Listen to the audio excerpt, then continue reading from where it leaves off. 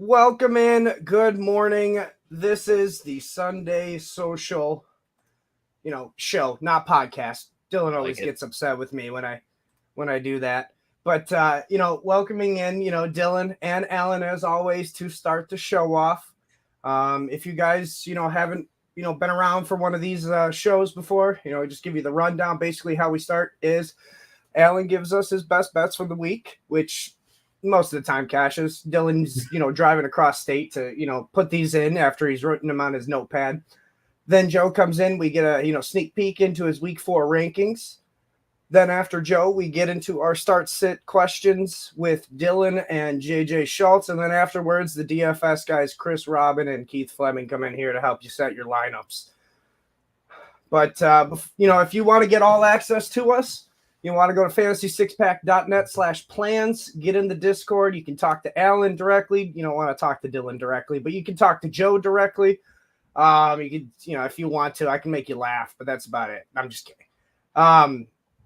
So DFS is really where you're going to make the money there. You can talk with Chris Robbin, Keith Flemming, all them guys. But, that's enough of the self-plugging. Dylan, you want to take it away here, or, Alan, are you ready to just kind of, roll off the tongue your best bets of the week? Yeah, my best bets of the week. It's crazy, but I'm laying it with the Bengals.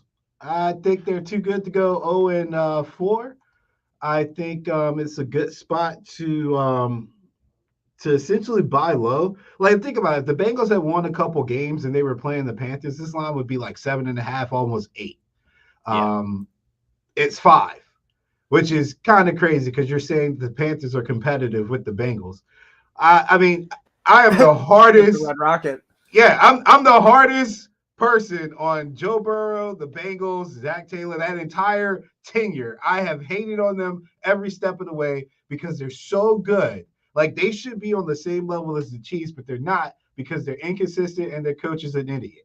All right. So even though he's an idiot, what I saw from them in that loss to the Commanders makes me optimistic that this is a get-right game here. So a situational play. I'm going to lay the 5 with the Bengals for the simple fact their offense was clicking on all cylinders against the Commanders. I don't think the Panthers they're probably a little bit more athletic than the Commanders, but I don't think they've got it's like the same level of talent. So I know historically speaking, there's always a bump when you do like a drastic change at quarterback or coach sometimes. Like, the team's like extra motivated that next game. There's a lot of good energy. But then it comes crashing back down to earth. The Panthers are not a talented team. I expect that to show today, and the Bengals to really hit them over the head. So I mark that as my best bet.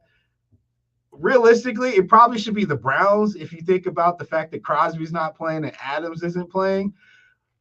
But I hesitate to give that out as a best bet because Deshaun Watson and the Browns have been dysfunctional, which is weird because I thought last year Stefanski was he's like my coach. I'm like, dude, this guy's been through like 5 quarterback changes. He lost his best running back. Everything is rolling. And now this year it's crazy how much can change in a year. They've got injury issues galore across the defense, especially with Myles Garrett, who says he's good to go. And then they just can't get anything out of Deshaun Watson. They're better off. Did they play PJ Walker one time or something like that? They're better off they did last year. Yeah, yeah, they're just better off. Jameis is the backup now, man. At what point do you just fire him up? I mean, honestly, I don't know. Because it's a rock and a hard place for a coach because this is your franchise guy, and the franchise wants to see that investment go through. Same thing I was saying about Anthony Richardson. How long are you going to wait though? Because it's at the end of the day, it's your job on the line.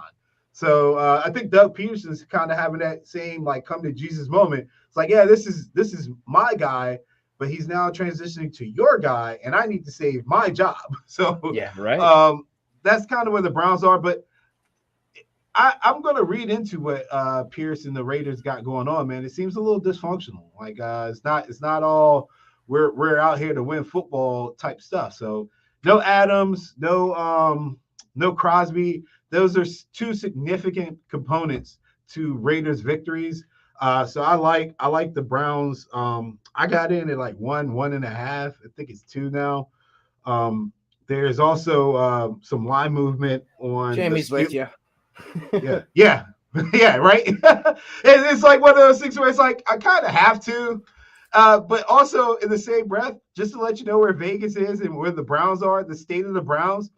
They were, I think, a point or two dogs, and Adams is out, Crosby's out, and the line only moved like 2.5 points. Like, whoa, that's absurd. Yeah. The Bucks and Steelers lines have moved significantly. I'm still going to give those out because I liked the number to a certain point. The Bucks were 2-point dogs, is down to 1. I got in early because I just assumed AJ Brown wasn't going to play. One thing about the Eagles, and this is a pay attention game for me, so I will have this game on by itself somewhere in the corner, because I don't think the Eagles can beat a team where they don't control the trenches on defense. So if they can't get push and Jalen Carter and those guys are not disruptive, I don't think they're a good team. I think they're a significant drop-off. So I noticed that against the Packers, they had some pretty good pressure. Things look good. The next game, they didn't quite get the same kind of pressure. And then the Falcons came back and beat them, right? And so then you have the third game where they just absolutely dominated the Saints up front, like every single snap. It was crazy. And they looked like one of the best defenses in the damn league, honestly. A team that had given up almost 400 yards a game comes in against a team scoring 40 points a game, and they hold them to what, like 9, 12 or something crazy? Like, they look good. So I'm watching the Eagles.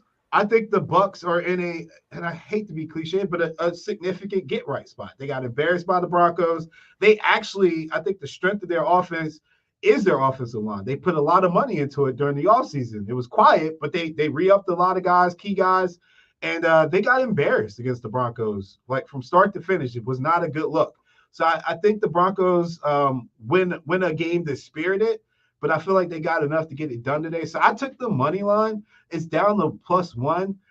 I mean, honestly, you're splitting hairs at +1 or money line at this point. So I would say just follow the money line with the Buccaneers. The Steelers opened at 1.5, is up to 2.5. I like the Steelers up to 3. So like I said, I'll still give it out. I think Anthony Richardson is just a scary person to back, man. I did it 1 week. I did it against the Texans. I got lucky as hell. I can't roll the dice twice with him. He doesn't know where he's throwing the ball, you know? The Steelers defense is clicking on all cylinders.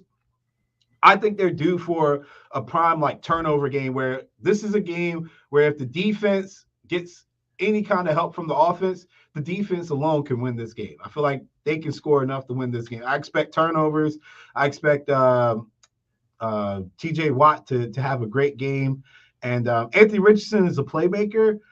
Jonathan Taylor, you always worry about as well. But I still think that because of his inaccuracy at quarterback, you can still play man across the board against a team like the Colts, even though Mitchell should be somebody you should never just be in man-to-man with. But because the quarterback's so inaccurate, you can be aggressive. You know, I feel like we'll see some of that throwback Dick LeBeau type blitzes from the Steelers in this game. So I like them. And the Vikings +3, look, I said it on my show and I said it here. You got to take Sam Darnold for who he is right now. All right. Yes, he's not a world beater. He's not Patrick Mahomes, but he's not Jet Sam Darnold. He's not Panther Sam Darnold. He's not Niner Sam Darnold. He's 3-0 Vikings Sam Darnold. And that dude is actually looking like he's decent, right? They've got a run game. Aaron Jones revenge game. We always like to say that, but this is probably his revenge game. He's been running pretty good. He's been getting involved in the passing game. The Packers are still a little soft up front. I think this is a game where we see the Vikings dial it back a little bit more. Pretty aggressive rushing attacks and play actions, but Darnold's got so much space in this offense to operate with, and he's never been inaccurate. He's just been turnover prone. Well, they've kind of reeled that in by keeping his reads and his looks very simple. And a lot of that, I think, is based on the fact that they can run the ball, so defenses have to play them honest. The Packers, even if Jordan Love plays, which I hope he doesn't, because I feel like he can. He does. He's expected to play.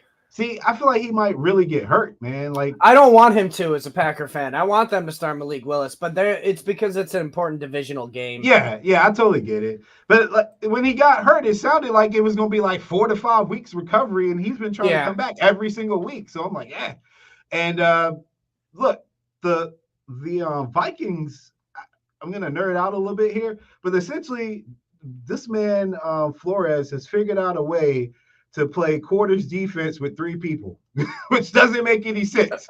Like he's I was looking at it on Twitter. Somebody's breaking it down, but it's fire zone concepts where linemen are dropping back and other people are coming in on weak side blitzes, which is kind of a staple of his defense anyway. But essentially, they said it's formatted like if you looked at it on the all 22s, you would read it as a quarters defense pre-snap. But then after the ball snapped, it just morphs into something else. Like nobody can really explain it, but it's confusing people. And that's kind of why their defense has been solid. He's going to get pressure. And, you know, if Jordan Love is really not 100%, I'm a little worried. 3 points, getting 3 with a team like the Vikings right now is kind of a gift. If you want to be careful, bump it up to 3.5 because this is a prime spot to do that. And that way you avoid the push. But wouldn't totally be surprised if the Vikings come away with the win here. Wouldn't totally be surprised if the Jordan Love finds a way to air it out a couple times as well. And then the last game is the Seahawks plus 3.5. I will admit it was at 4. I had it at 4. Then I took it off, and then I came back at 3.5 because I don't want to jump on the Commanders bandwagon just yet. So sorry, Joe. But I like the 4, and I still like the 3.5. Seattle's 5-0 straight up in their last 5 games against the Seahawks. Against the Lions, and they've covered all 5 of those games. I think 4 of the 5 they've been dogs, maybe all 5 they've been dogs. But they've had some classic battles, even with I was about to call him Teddy Bridgewater. Even with Geno at quarterback, they've had classic battles. There's some injuries on the offensive line for the Lions, that's mainly the center, that worries me. That's very important. I don't like Jared Goff against like aggressive defenses this year. I feel like he's been a little shaky. I have to look a little bit more into it, but I don't feel like last year I felt like he was amazing against the blitz, and this year in the small sample size, I feel like he's had to adjust a little bit more, and so that worries me because the Seahawks have the ability to get after you. McDonald is an aggressive defensive guy from the Ravens tree. They've got the weapons as well up front and in the secondary to give you fits. And then Laporta, I think, might be out or at least hobbled. I think he might be a game time decision. I think he's a game time decision, but I think he's leaning towards playing. Yeah, and there's a guard or tackle that's also injured as well. So I'm just not comfortable with the amount of points. Lions can still very much win this game, but as far as covering that number, I feel like they need to be 100% to get that done. So those are the games I'm looking at this week. Yeah, and that offense isn't clicking on all cylinders. Like even Goff, not even against the blitz, he's actually been one of the worst quarterbacks with a clean pocket this year, which is surprising because that's always where he's feasted. So something's going on a little bit, and they lost Frank Ragnow, their center too. So the pristine offensive line, they could start to struggle too. So that I like that call, Alan, for sure. Yeah. That's what, 6 games. I'm out here. I'm out here this weekend.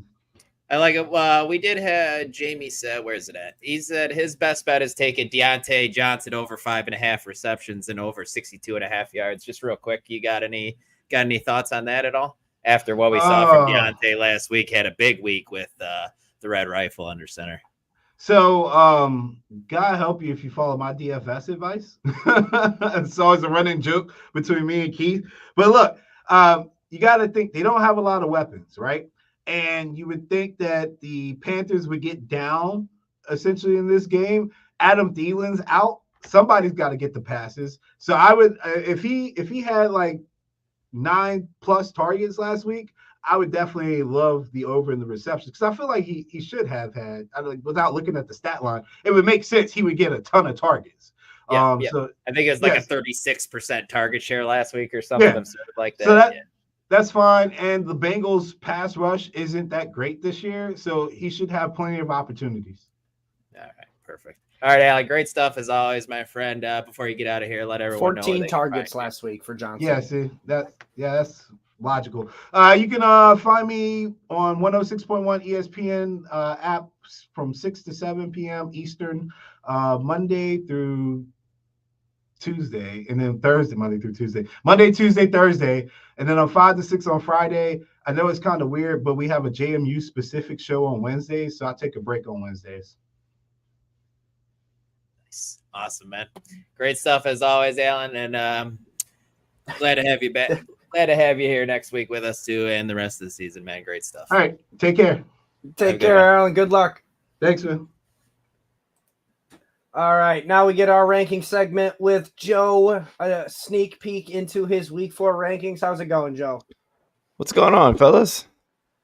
Not too much. You know, talking to just the founder of Fantasy Six Pack here, guys. Gosh. Top 5 ranker right such now a big deal on Fantasy Pros. So I mean, this is a fun segment. We, you know, being how accurate you are, we have fun with this segment. Go ahead, Dylan. Trying to get a raise, huh, Mike? Oh shit! Gotta get some more subscriptions before that happens. Yeah, right. We'll just jump right into it, Joe, at the quarterback position, and you're not too far off on this guy from ECR, but we're going to talk about Anthony Richardson. You have him as your quarterback 17. ECR has him 15, but man, this was a guy who a lot of rankers had ranked as a top 5 guy this week, and we're 4 weeks into the season, Joe, and he's already dropped into your rankings as quarterback 17 this week. What are your thoughts on Richardson this week against the Steelers, and kind of your overall thoughts on him moving forward? Yeah, I mean, I think it's a mix of a couple of different things, right? And I kind of alluded to this on the Fantasy Six Pack Hour on Thursday night. You know, look, first off, the matchup is bad. Like the matchup, the Steelers are a tough defense, so that's always going to drop, you know, your players against them regardless. Then you add in, and I don't know what the hell my dog is looking at. I'm sorry. I get it. New puppy. I don't know. Yeah. There's something spooking him. Because my son came down here to tease him. So yes, now my dog is going crazy. Oh, good, Joe. Sorry. It happens. Live shows, everybody. Get what you get. So the other thing, right, is that look, we know the upside with Richardson with his legs, and you know, therefore kind of a floor too. Like we all like that. But you know, we like the running quarterbacks because most of them can at least pass the ball somewhat. Mm-hmm. Richardson is completing less than 50% of his passes. Yeah. And he doesn't even throw the ball that much. You know, we're talking 2 games of 20 and 19 attempts. The one game was 34. I don't think that's going to be a normal thing for him. So you're talking low attempts, low completion percentage. So you don't get that kind of safety net with him being able to complete some passes, even if they, like, especially if they were to get behind in the game. This one just screams like just mess. Like, I don't know. I feel like we're either going to get like a bottom 25 finish from him this week, or he's just going to go crazy by running the ball. And we're going to go like a top 5 performers. Everybody's going to be like, see, I told you so. Like, all right. I'm not betting on that. I'm somewhere a little bit in the middle, but closer to the bottom of that. Yeah, that's totally fair. Scary matchup for him this week against the Steelers too as well. Looking at your running back ranks, Joe, and we'll actually stay in this game with the Steelers-Colts game. You have Mr. Najee Harris as your RB13 this week. ECR has him a little behind you at RB17. No Jaylen Warren this week. Good matchup for Najee Harris. How do you feel about him? Yeah, I mean, look, he's been getting a lot of the work anyway. So now you're adding in the fact that there is no Jaylen Warren, so he's going to get all of it. I mean, It's him and Justin Fields now, right? Cordero Patterson, which, if you believe in him. You were originally going to ask me about Justin Fields, and then I kind of had to retweak things because without Jaylen Warren there, I think we're going to get a little bit more rushing from Justin Fields. So I had to boost him up a little bit. You kind of brought that to my attention. I was like, wait a minute, why is he so low? My quick Saturday night update did not quite catch that for some reason. But back to Najee. He's going to get a ton of work. The Colts allow, what is this though? 1, 2, 3, 4, 5, 6, 7, 8, 9, 10, like the 10th most points to running backs in half PPR. This is going to be a ground and pound game. Like that's what the Steelers want to do, and Najee is going to do pretty well because of it. Yeah, I like the call. I'm not a huge Najee Harris guy. He's a plotter, all this stuff. I don't think he's super talented, but this week I think this matchup is good, and I definitely agree where you have him. Right. Look, if we liked Rashad White last year, like why not write like Najee Harris for pretty much the exact same reasons? If not, if anything, with a better offensive line. Yeah, no doubt for sure. There you go. Looking at your next running back here, Joe, I'm just going to bring up Kenneth Walker coming back from the groin injury. You have him ranked as a top 20 guy as your RB20. ECR hasn't quite come around yet. Maybe they're late to the news of him coming back. Maybe they're a little bit worried about Zach Charbonnet. Maybe it's closer to a 50-50 split here. What are your thoughts on Ken Walker in this matchup against the Lions? Actually, tough matchup, actually. That's the whole analysis right there as they're playing the Lions. Yeah, it is a tough matchup. I'll be honest with you, I did not realize that they were the top defense against running backs. By a large margin. Yeah, it's pretty good there. I still just think like they just like to lean on Kenneth Walker. They really do. And I don't think they're going to activate him if he can't do what they expect him to do. Sure. Maybe there's a little bit of extra work to go Charbonnet's way, but we've seen this movie before. Like we all think Charbonnet's going to get more involved, and then it's like they try it, and then like Kenneth Walker's way better, and they just keep giving him the ball. Like that's just what happens almost every single game. So it's not it's not like I'm out throwing him at like a top 5 running back range. It's a moderate ranking in my opinion. So I think with the way that the Seahawks like to run their offense, this is just fine. Yeah, no, that one's totally fair. Jumping over to the wide receiver position, Joe, and we're going to start with Mr. Juwan Jennings, who had an absolute monster week last week. If you played him, if you picked him up, played him, you probably won your matchup more than likely. Joe, you have him ranked wide receiver 32. ECR has him wide receiver 37, a little bit more down on him. George Kittle is back for the Niners. Not looking like Deebo Samuel will play. So what are your thoughts on Juwan Jennings here? Yeah, this is going to be one of the ones where like once we get the official actives, this one's going to kind of, iron itself out a little bit. So I'm kind of all over the place with the Niners, the receiving core here. Ayuk's kind of set where he's set, in my opinion. But after that, like if Debo's in there, then you've got to drop Jennings like a rock. If Kittle is in there, but Debo isn't, then Jennings is probably where he is, if not moves up slightly more. It's tough because, as of last night, I was originally kind of thinking Debo might play, and then now it's like, oh, maybe not. So it's kind of all over the place. If Debo's out, I'll probably be sliding Jennings up a little bit, but because there is something to Purdy and Jennings. He trusts them 100%. Like, even in game 1, like he got a lot of targets. It was like, oh, okay, and maybe you thought maybe that was just because Ayuk was coming back and a little rusty, but I think there's something there, man. I'm just loving the chemistry that those two have. 3 touchdowns is no joke. Like, I don't care who you are. Like that's a hell of a game, man. Yeah, it is. Yeah, for sure. San Francisco fans call him third in Juwan. So it's like whenever they need a big catch, that's it. That's who they go to, it seems like. This next guy here, this is an interesting one for me because I know this isn't Mike LaPlant's not gonna like this one, and that's Mr. Jamison Williams. You have him ranked in the outside the top 30, Joe, after a disappointing week last week as wide receiver 31. ECR's still in on him a little bit more than you at ECR 27. You're not too far off here, but what's making you shy away from Jamison Williams here, Joe? Yeah, last week was sort of one of those like, you didn't really like it. It was kind of like, oh boy, here's JMO of old, right? Look, he is super talented. Give him the ball in his hands, let him do his thing. Last week, though, like the Lions changed the way that they ran their offense. The first couple of games, it was let's let Goff step back, do his thing. We're still a pretty evenly split, run pass team. But for the most part, it was like let Goff kind of fling it. And it wasn't working. Goff has not looked good this year, to be honest. He has not. Even though Amon-Ra and JMO have had some games, Goff has not looked good. He's been turning the ball over.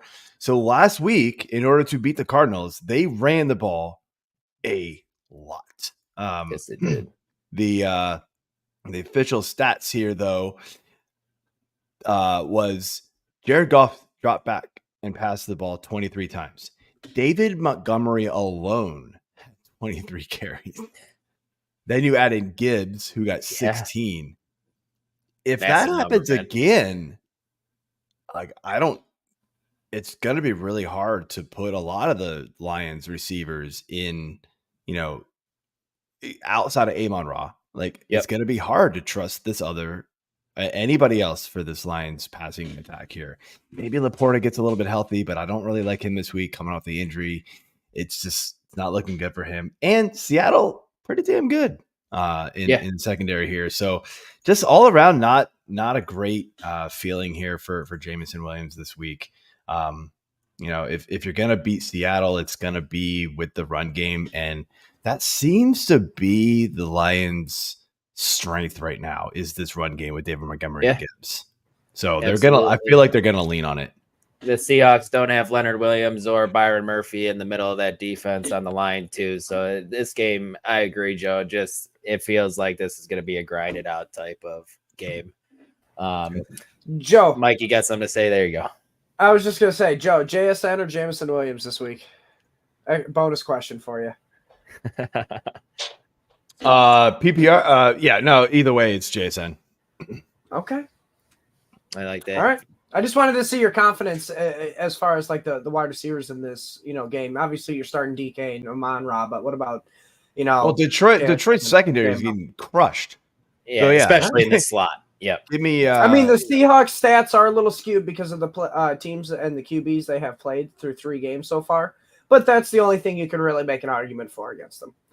Yeah, but Detroit is allowing the second most PPR points to receivers. I know. I'm just there. You go. Man, I it is what it is. Go ahead. All right, Joe. One more question here before we get you out of here. Looking at the tight end position, this is going to surprise. Well, maybe not surprise a lot of people because the way he's played, but where he was drafted, man, this is pretty crazy where he's at. Joe, Mr. Mark Andrews, you have him as your tight end 13 outside of the top 12. Ouch. ECR still has him as their tight end 9. I'll just let you jump into your thoughts here about Mark Andrews. If Zach Ertz is sitting out there on your waiver wire, go pick up Zach Ertz and start him over Mark Andrews. That's how bad it's gotten. You cannot trust Mark Andrews right now. Dude, he ran 6 routes last week. He was on the field for 16 snaps. I don't have the stats in front of me. It was bad. And I know they got the lead and they were just running the ball. But even if they fall behind, it feels like they're just not trusting Mark Andrews right now. Isaiah Likely's getting more work, but outside of game 1, that has not panned out at all. It's Lamar looking Zay Flowers' way, maybe a little Bateman, and then he's dropping and running or dumping it off to Justice Hill. That's what they're doing right now. I need to see it again. 21 snaps from Mark Andrews. Okay. I don't know where I got 16 from. It's still 33%. It was only Charlie 9 Kohler. routes run too. It was 6 routes run, 1 target, 0 catches. I do know Charlie that. Kohler played more than Mark Andrews. Yes. And that's right. And so look, I go back to like, so in the usage article, I wrote some interesting little tidbits about the tight ends and just how like, weird it has been this season. Dallas Goedert was tight end 13 before week 3. Then he had that monster game and now he's tight end 1. Isaiah Likely had a huge week 1. He is still tight end 4 on the season. Like it's crazy. Zach Ertz is legit inside the top 12 of running backs this year. Tight ends. Because he's just consistently getting 6-7 points. Like, and that's going to get you up there right now. He's not good, but you'll take that over 0 or 2. It's bad. But Nathan Janke on Twitter, if you guys don't follow him, check it out. He did a huge thread of all these like tight end stats, and because it's kind of like the usage and the packaging, like the packages that these teams are running, and like with the 12 personnel, kind of like who they're sending out, and like it's the complete opposite of who we thought it would be for a bunch of teams, including the Ravens, right? So they're keeping these guys in the block more.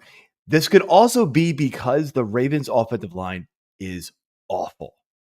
So they have to keep Andrews and Likely or Kohler in, right? That's why he's probably getting more work, because they need more of a blocking tight end.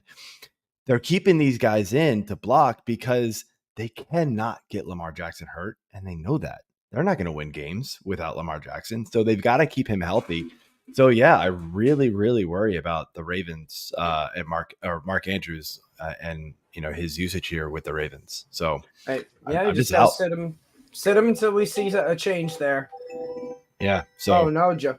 Is that your timer saying you got to go? No, it was. I don't know what just happened.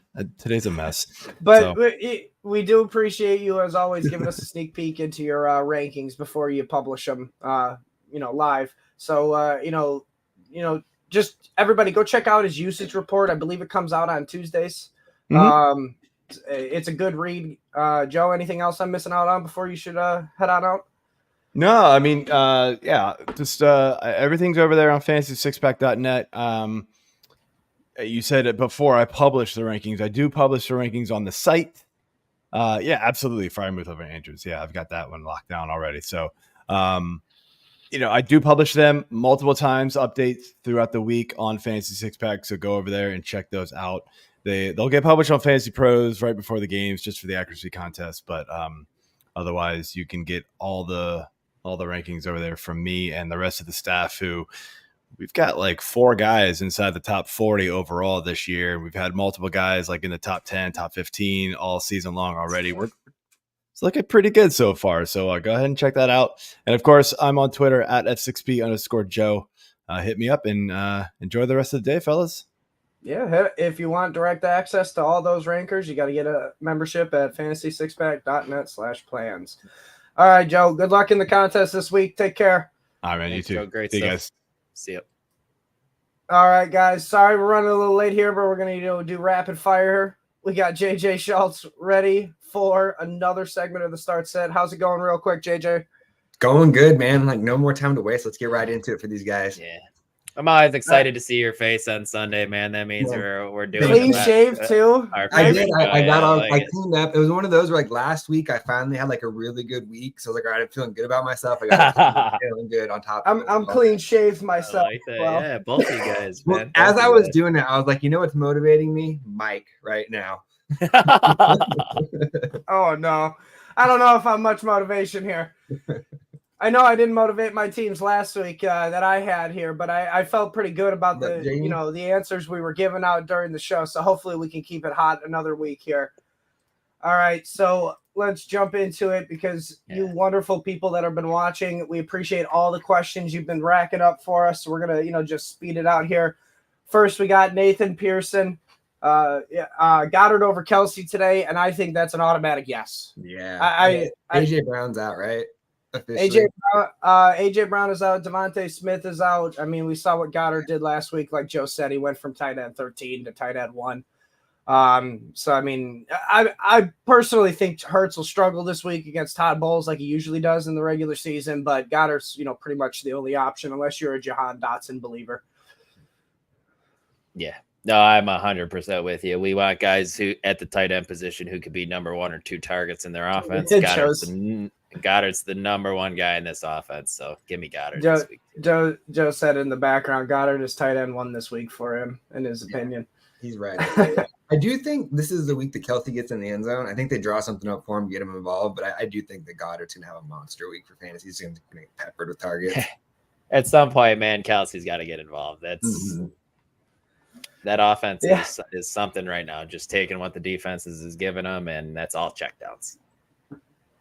All right, on to the next one here. We got Dion. We appreciate you as always tuning in on Sundays, man. He's got Darnold or Love this week for QB. Let's answer that one first. I personally would go with Darnold. I don't like Love hobbled or against the Flores defense. I personally think they should sit Love this week, but hey, I'm not the coach. What are your thoughts, JJ? Man, I kind of like Jordan Love has kind of got to that point now where he's just anytime he's healthy, I'm firing him up. Like he's just kind of gotten to that point with me. I don't feel like LaFleur would roll him out there if he wasn't actually going to be capable of like making the plays he needed to play. So just this is my complete faith in Matt LaFleur, like I've shown pretty consistently the last 2 years. So I'm gonna go Jordan Love on this one. Even with the matchup here, Vikings, I think it's going to be. I think there's going to be more points in this one. I feel like Aaron Jones is going to have a big game in this one. I kind of just feel like there's going to be lots of points in this one. So yeah, I'll go Love here. But I do have like a few leagues where I'm starting Darnold, so I don't think he's a bad play by any means in this one. And I did see something or heard something this morning that Jair Alexander is questionable. He's banged up. Yeah. Okay. So I mean that could like you said, lead to possibly more points here than expected in this matchup. So I mean, I get the feeling here you're probably going to be rolling with Jaden Reed here since we got Love starting in the next matchup. He needs 1 in a flex, and he's got Jaden Reed, Jalen Waddle, Jawan Jennings, Rashid Shaheed, and Dobbins. That's tough. With Dobbins. So he needs 1 and a flex. Okay. Yep. I'm gonna go Reed and probably Dobbins here. I kind of want to see it from Waddle with anybody else under center before I roll him back out there if possible. So yeah, I'll go those two. I'm going to go Jaden Reed, and I'm going to go Rashid Shaheed. I'm going to go back on the bandwagon. Sorry for everybody that we told last week to he had one hit start Rashid Shaheed. Twice. Yeah, so he had them. They were right there. I did mention on the show too. I'm like, Rashid Shaheed's gonna hit us here with a clunker, and last week was it. So I'm back in on Rashid Shaheed this week. He won't get 0 back-to-back weeks. That's my hot take there. Mm-hmm. Man, I mean, we're not gonna be much help here, Dion, because if Deebo Samuel's out, I'm going Jennings and Reed. Is that new news? When I went to bed last night, I thought Deebo was supposed to play, and that's what his sleeper page says, that he's expected in. That's what I'm saying. If he's out, I'm playing Jennings. Okay. It's like most of my Jennings picks this week are going to be if Deebo plays type of deal, because if Deebo plays, I don't think Jennings is relevant again. Gotcha. That makes sense. I just kind of started eating my Cheerios, and I heard you guys talking about that, and I was like, wait, hold on, what now? So we're waiting for the official updates here, and we'll drop them by as they come by here for us. But yeah, it's just if Deebo plays, I'm not as high on Jennings. If he doesn't, I do like Jennings this week. But yeah, if Deebo does play, give me Shaheed. JJ, did you say Cheerios, man? I thought you were like a fruity flavored. What's that? I like Fruity Pebbles are my favorite, but no, Honey Nut Cheerios this morning. I gotta have like that good brain power to come on here with you guys. Yeah, for sure, man. I like me some Honey Nut Cheerios. Clean cut, healthy breakfast. He's ready to go. Exactly before I start drinking beer the rest of the day, of course. Yep. All right, and then basically I kind of already answered this, Rob, but if Deebo is back, sit Jennings. Especially because Kittle's back too, so it's not like it's just correct. Yes, it's a combo there. I mean, but if Jennings, I think you can still get 6 to 10 points from him. I think it's safe. He's still going to get some targets, but yeah, with him being at that point the 4th option, 5th option, maybe in the offense, it's tough to start him for sure if Deebo plays. All right, and then Saul here. Start one of these for his flex. He's got Deontay Johnson, Jacoby Myers, Garrett Wilson, and George Pickens. That's a pretty good options there for your flex. So either Deontay or Pickens, man. But I think I'm buying into what I saw from Deontay Johnson last week. He may not see a 36% target share once again, but I can see targets is a lot. I could see double-digit targets happening again, especially against the Cincinnati defense that has been pretty beaten up on this season. And we just saw what Jaden Daniels did to him last week. So yeah, I'm sitting Garrett Wilson where I can. and this is a great opportunity to sit Garrett Wilson because you have a great option like Deontay Johnson here to plug in for him. It's Deontay Johnson for me. I hate that you were right about the Surtain thing, man, that he just shuts down no matter who the wide receiver is. I was reading a stat on him too, where it's basically like he is shutting him down, and when he does get torched, he's just grabbing him, and it's just penalty. So like, there's no big smart. It's what the Legion of Boom did basically. You know, with Cam Chancellor, Richard Sherman, all of them. That being said, man, I have a hard time sitting Garrett Wilson, man. I mean, Deontay Johnson's right up there, but you want to stat 75 total yards receiving. Yeah, on the three receivers that have matched up against Surtain through 3 games. I do got wide receiver 63 finish is the best finish so far on a wide receiver that's matched up. One thing I do question, and maybe JB has an idea here. I don't know if Surtain shadows into the slot, because Garrett Wilson's going to get some slot snaps. Mm-hmm. He's not someone who like DK or someone else who Surtain's played all season. George Pickens, Mike Pickens, those guys all stay on the outside. Wilson's going to find his way in the slot sometimes. So if that's a way to get him out of that matchup with Surtain, maybe he's okay. But that's just my thoughts there. But yeah, I'm still going to lean Deontay Johnson. Yeah, I mean, Deontay's a good option. I just worry, man. I always say, like, Andy Dalton has like 1 game a year where he comes in for 300 yards, gets the fans' hopes up, and then he just craters back down. I worry that that's going to happen this week, and the whole Panthers offense is going to be rough again. I don't know. I think I'm going to go Garrett Wilson here. He's just I don't see a way I can sit my first or second round pick at this point, this early in the year. The offense is starting to look better there in New York. I'll go Garrett Wilson here still, but if you want to go Deontay, I can't fault anybody. Andy Dalton scares me, man. I don't blame you. So Jamie thinks it's less than 9% slot, and Wilson plays about 22%. Okay. He's gonna get some favorable matchups at times during the game, but so he's not gonna get all of Surtain. So we'll see. All right, so we got Dion here again. He's got Higgins, Jennings, Dobbins, Shaheed, flex 1. I know you guys aren't going to agree with me, but I like Higgins in the matchup with Bengals and Commanders. I like that over under. I was leaning that way, but I wasn't brave enough to be the first one to say it, so I'll go with you there. We got some false defenses here. The Bengals defense is not very good, and I think their strength is a run defense here. So if anyone struggles in the game, I think it's James Conner for the Cardinals. Does it make you a little nervous, guys, that when that fan that was recording told him, T, I need a big week from you, and Higgins looks at him and goes, you should probably just sit me on your bench. Does that worry you at all, or no? No, because that's T saying it, the player saying it. If it was the coach saying it, then I'd be a little worried. But the players are like, no, pessimistic. Players. Yeah, I think it's just a matter of he's had a rough 3 games. His first game back, he saw the targets.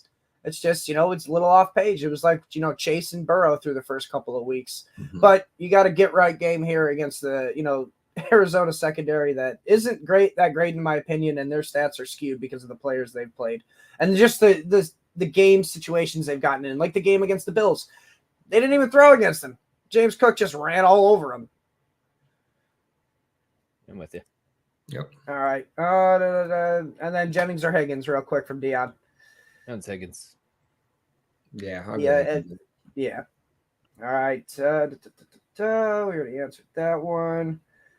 Dion again real quick. Shaheed, Goddard, Ford for the flex. I think you go Goddard. I say it's Goddard being the number one option. I was kind of leaning, yeah. Ford's got a great matchup here against the Raiders. They are now the favorable matchup, the number one best matchup against running backs, allowing the most points with the Thursday night game and the Cowboys only holding Singletary to pretty much 4 PPR points. So it is a good matchup, but I still lean Goddard as the number one target. Yeah. All right. I'm with you guys. Are you leaning Shaheed? Is that your second? Is that the one you're kind of debating? Yeah. Shaheed's the ceiling play for sure. Mm-hmm. He's the ceiling play for sure. Without question. We got Timothy here. He's got Rashad White or Cam Akers as his RB2 in standard. We are deep in it, baby, aren't we? Woo! Standard. Cam Akers was saved last week with the touchdown. I missed like standard. Standard. Okay. Man. Rashad White's just the pass catcher. I think it's Akers, right? No Joe Mixon. He's been ruled out this morning. Yeah, I think it's Akers. Fourth best matchup for running backs is the Jaguars. Rashad White's inefficient, and Bucky Irving is going to play. He's officially active, even though he did have the injury scare during practice. Is Rashad White hurt? Oh, he's sick. He was sick. Okay. So I think with Joe Mixon ruled out again, I believe if I remember seeing it correctly, Dameon Pierce was also ruled out again. So give me Cam Akers here in standard. Yeah, I guess with it being standard, that's you don't feel good about Rashad White. Like Sanders is all about efficiency and touchdowns. Mm-hmm. And right now, Rashad White is not efficient. He can get touchdowns, but I think Cam Akers is a little bit more efficient on a day, against the fourth best matchup in the Jags. Totally off topic here, but since we're talking about efficiency and touchdowns in standard leagues, JJ, have you ever played in a touchdown only league? That's kind of always piqued my interest. I have not. I have a buddy who plays in one. They've had one forever. Like it's like 20 years back, and yeah, it's touchdown only. So like, I can remember the first time I became aware of it. Like it was the year that LeGarrette Blount went crazy. He was like the highest player in that league. God, like, man, this is like crazy concept. Yeah. Imagine having Jamal Williams that year with the Lions. Yeah. Oh my gosh. Yeah. Yeah. No doubt. Domination. On to the next one here. Dustin Rhodes, thanks for being here, man. He's got Romeo Doubs or Jalen Waddle. Hey, guys, when you put your questions in, make sure to let us know if it's PPR, half PPR. Otherwise, we will just kind of assume it's PPR. PPR seems like the industry standard at this point. For the most part, yeah. But Romeo Doubs, Jalen Waddle with Jordan Love back in the mix, even though he's hobbled. Just, give me a hobbled Jordan Love over Tyler Huntley or Skylar Thompson any day. So give me Romeo Doubs. I think that's where I lean too. I think Romeo Doubs is Jordan Love's favorite target. I know Jaden Reed. You're just saying that, points, but I'm not just saying that, man. I think I'm gonna go Romeo Doubs here over Jalen Waddle. I don't trust Tyler Huntley either. He's been there a week. So, Jordan, what are your thoughts? It's tough. Like I want to say I have a hard time sitting Waddle, but I literally am sitting Waddle in a few leagues for guys like Brian Robinson. So I mean, it's that point. So yeah, I think we go Dobbs here. Yeah. Give it one more week, and if Tyreek Hill gives us the finish he had last week, he might be on that same fence as well as far as being benched. But yeah, Romeo Doubs it is. All right. Deion's got another one here. Love the questions. Flex, Dobbins, Reed, Jennings, Carr. Darnold, Fields. Super flex maybe? Must be super flex. I mean, with these options of Dobbins. No, I would just take it as a flex question, the first part, and then a quarterback question, and then the second one. So let's just go that way. Dylan being the voice of reason. Look at that. Yeah. Look at that. Dobbins. I think it's Jaden Reed there, right? Or no, even though I'm going matchup. It's Jaden Reed there. Not a great matchup, but they're going to manufacture touches for him, like you guys always say. Yeah. And then we got Carr, Darnold, Fields, Dalton. Needs one. I think Fields, right? No, man, I'd be sitting Fields. I kind of like Darnold of those options. I think. Ooh, okay. Out of the options, yes, I'd be sitting Fields. I like Dalton and Darnold. Carr did finish as QB1 in Week 18 against the Falcons last year. That's Week 18. Take it as you will, but it's a small sample size. But give me the safety and security of Darnold, and if you want a high ceiling, reach for the stars with the Red Rocket and Andy Dalton. Guys, I don't know. I really like the matchup for Justin Fields against Indy. I think they win. I think they pull off the win this week. Is Justin? I was gonna say, Dylan. Indy's defense is banged up too. No Kenny Moore in the secondary. They're missing another corner as well. They're already thin at that position. No Jalen Warren here. So Justin Fields, I think he's gonna get some work in the run game as well, as he should. That's where I lean here. All right. Still on the Fields bandwagon. I see how it is. I mean, all it takes is that one 60-yard touchdown run for him. It's like, well, now he's having a good fantasy week, and he's the only quarterback of the four there that's capable of pulling that off. So I can understand it. Yeah, him and Lamar Jackson, pretty much. Mm-hmm. All right, Ronnie's got one here. Full point PPR flex 2. He's got Higgins, Khalil Shakir, Tony Pollard, Roshan Johnson, and Braylon Allen. Ooh. I like Braylon Allen and Roshan this week, but not with these other options we got here in place. So you're sitting those two with these other options. So for me, it's between Higgins, Shakir, and Pollard. Yep. Pollard was a little bit, you got to write off last week with how the Titans just got down so fast, so quick. They just completely abandoned the run. So, Pollard does have a good matchup this week against Miami. Yeah.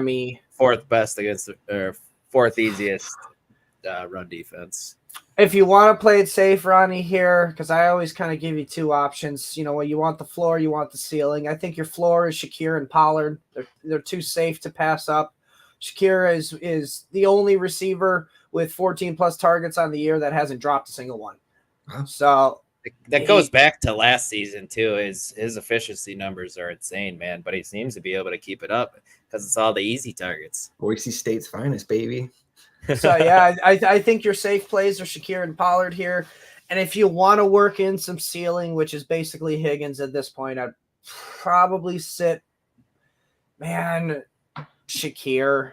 I'd probably shit Shakir just because, like, the thing is with the Miami-Tennessee game, I don't think there's going to be very much passing. It's going to be a run game type of deal where, you know, Tennessee's just going to try to control the clock if they can. I mean, it was realistic that we seen, you know, the Packers maybe going up. Do you see the Miami Dolphins going up on them when they are, I believe, second to last as far as points average, you know, week scoring?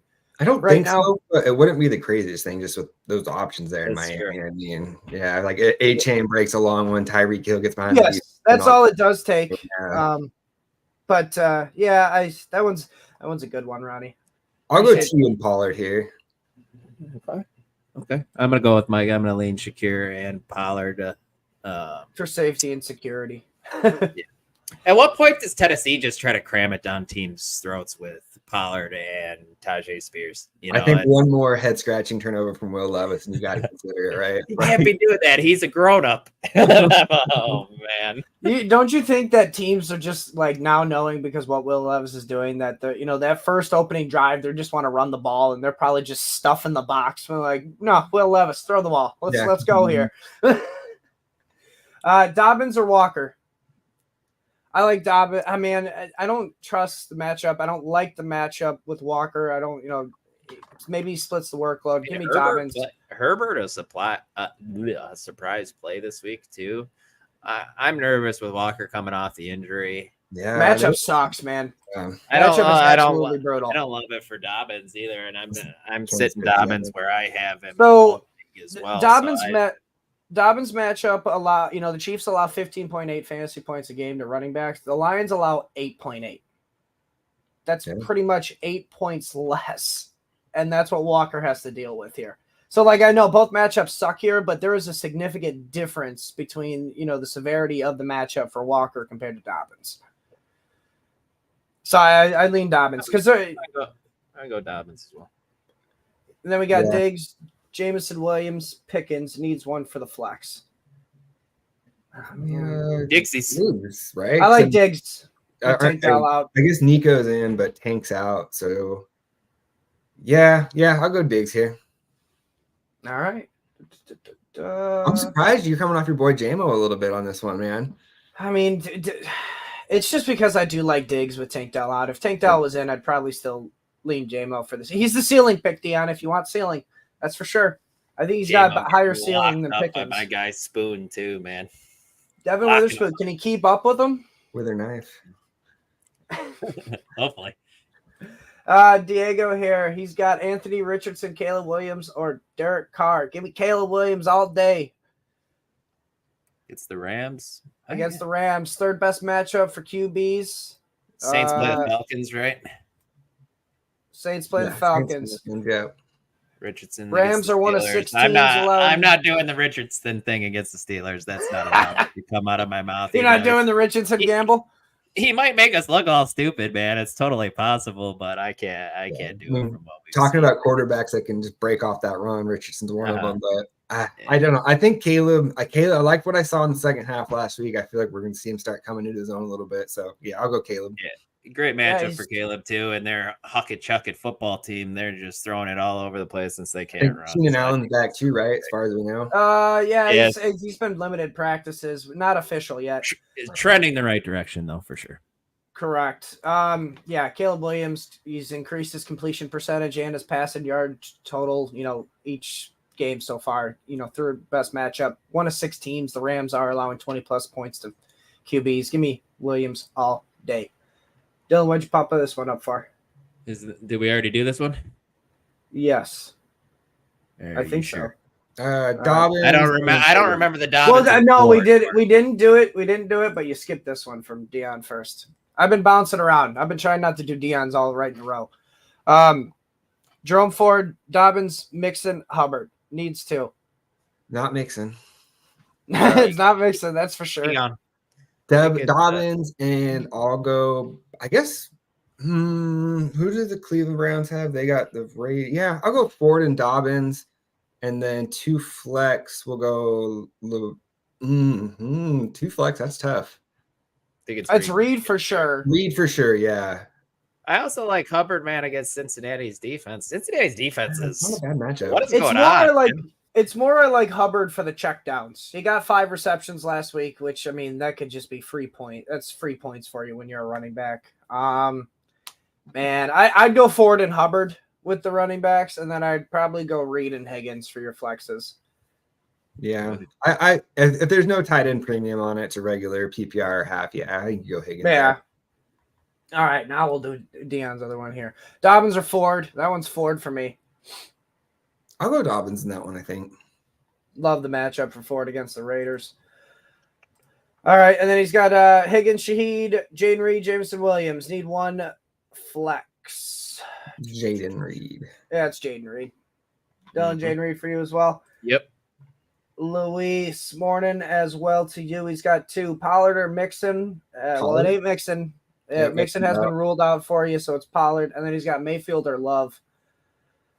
I'm okay. Ooh, Mayfield. Yeah, I'm okay starting Mayfield over Love. Like, that's a pretty good backup option. Who did the Bucs get? Eagles. Yep, give me Mayfield.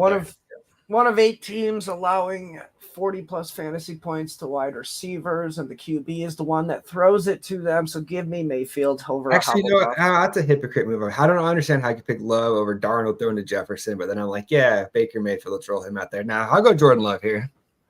Keenan Allen is active today. I can't. Man, Keenan. Let me give you my own personal. Keenan Allen or Najee Harris.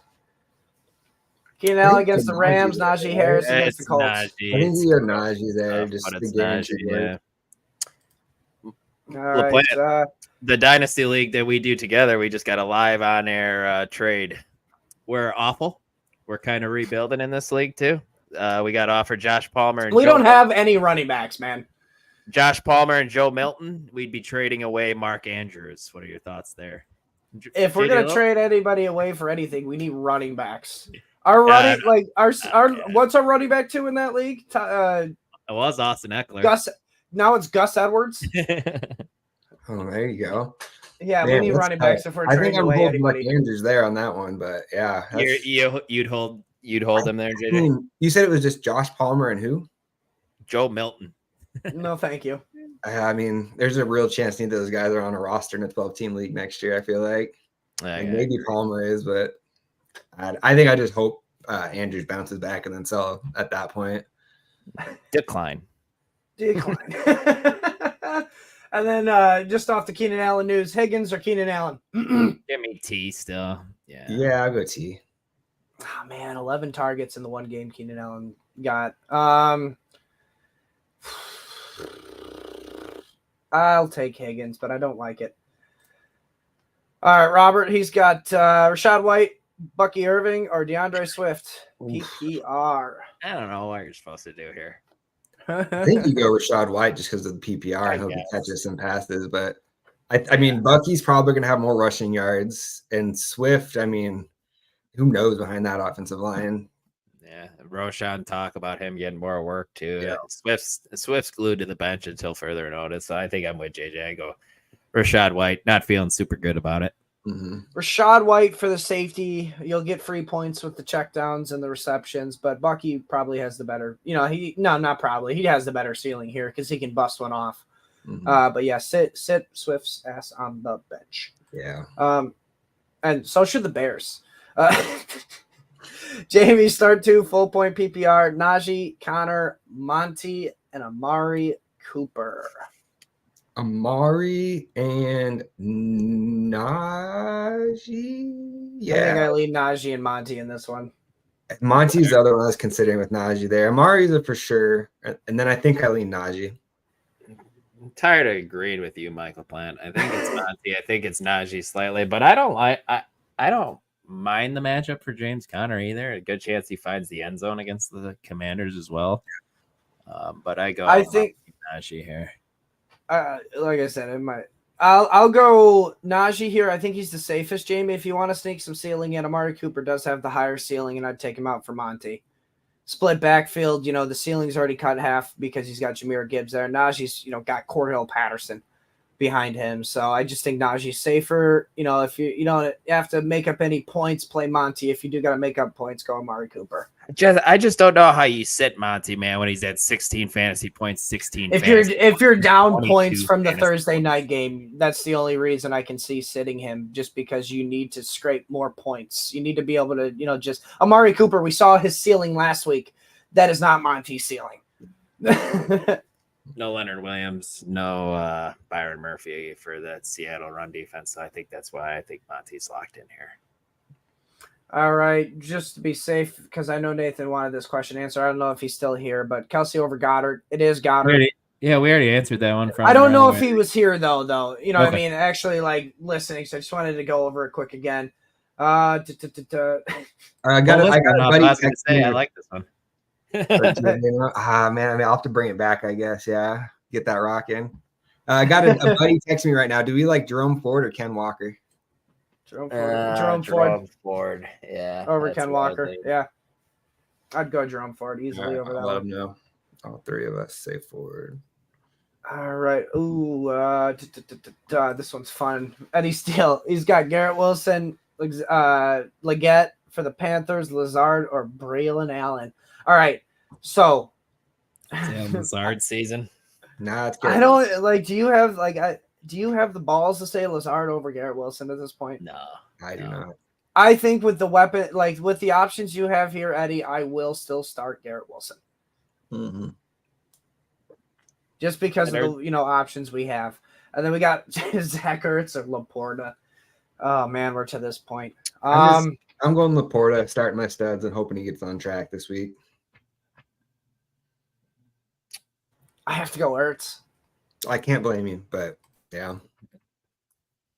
I'm going to go Laporta, so I don't agree with Mike LaPlant again. I mean, I hope I'm right just because of that.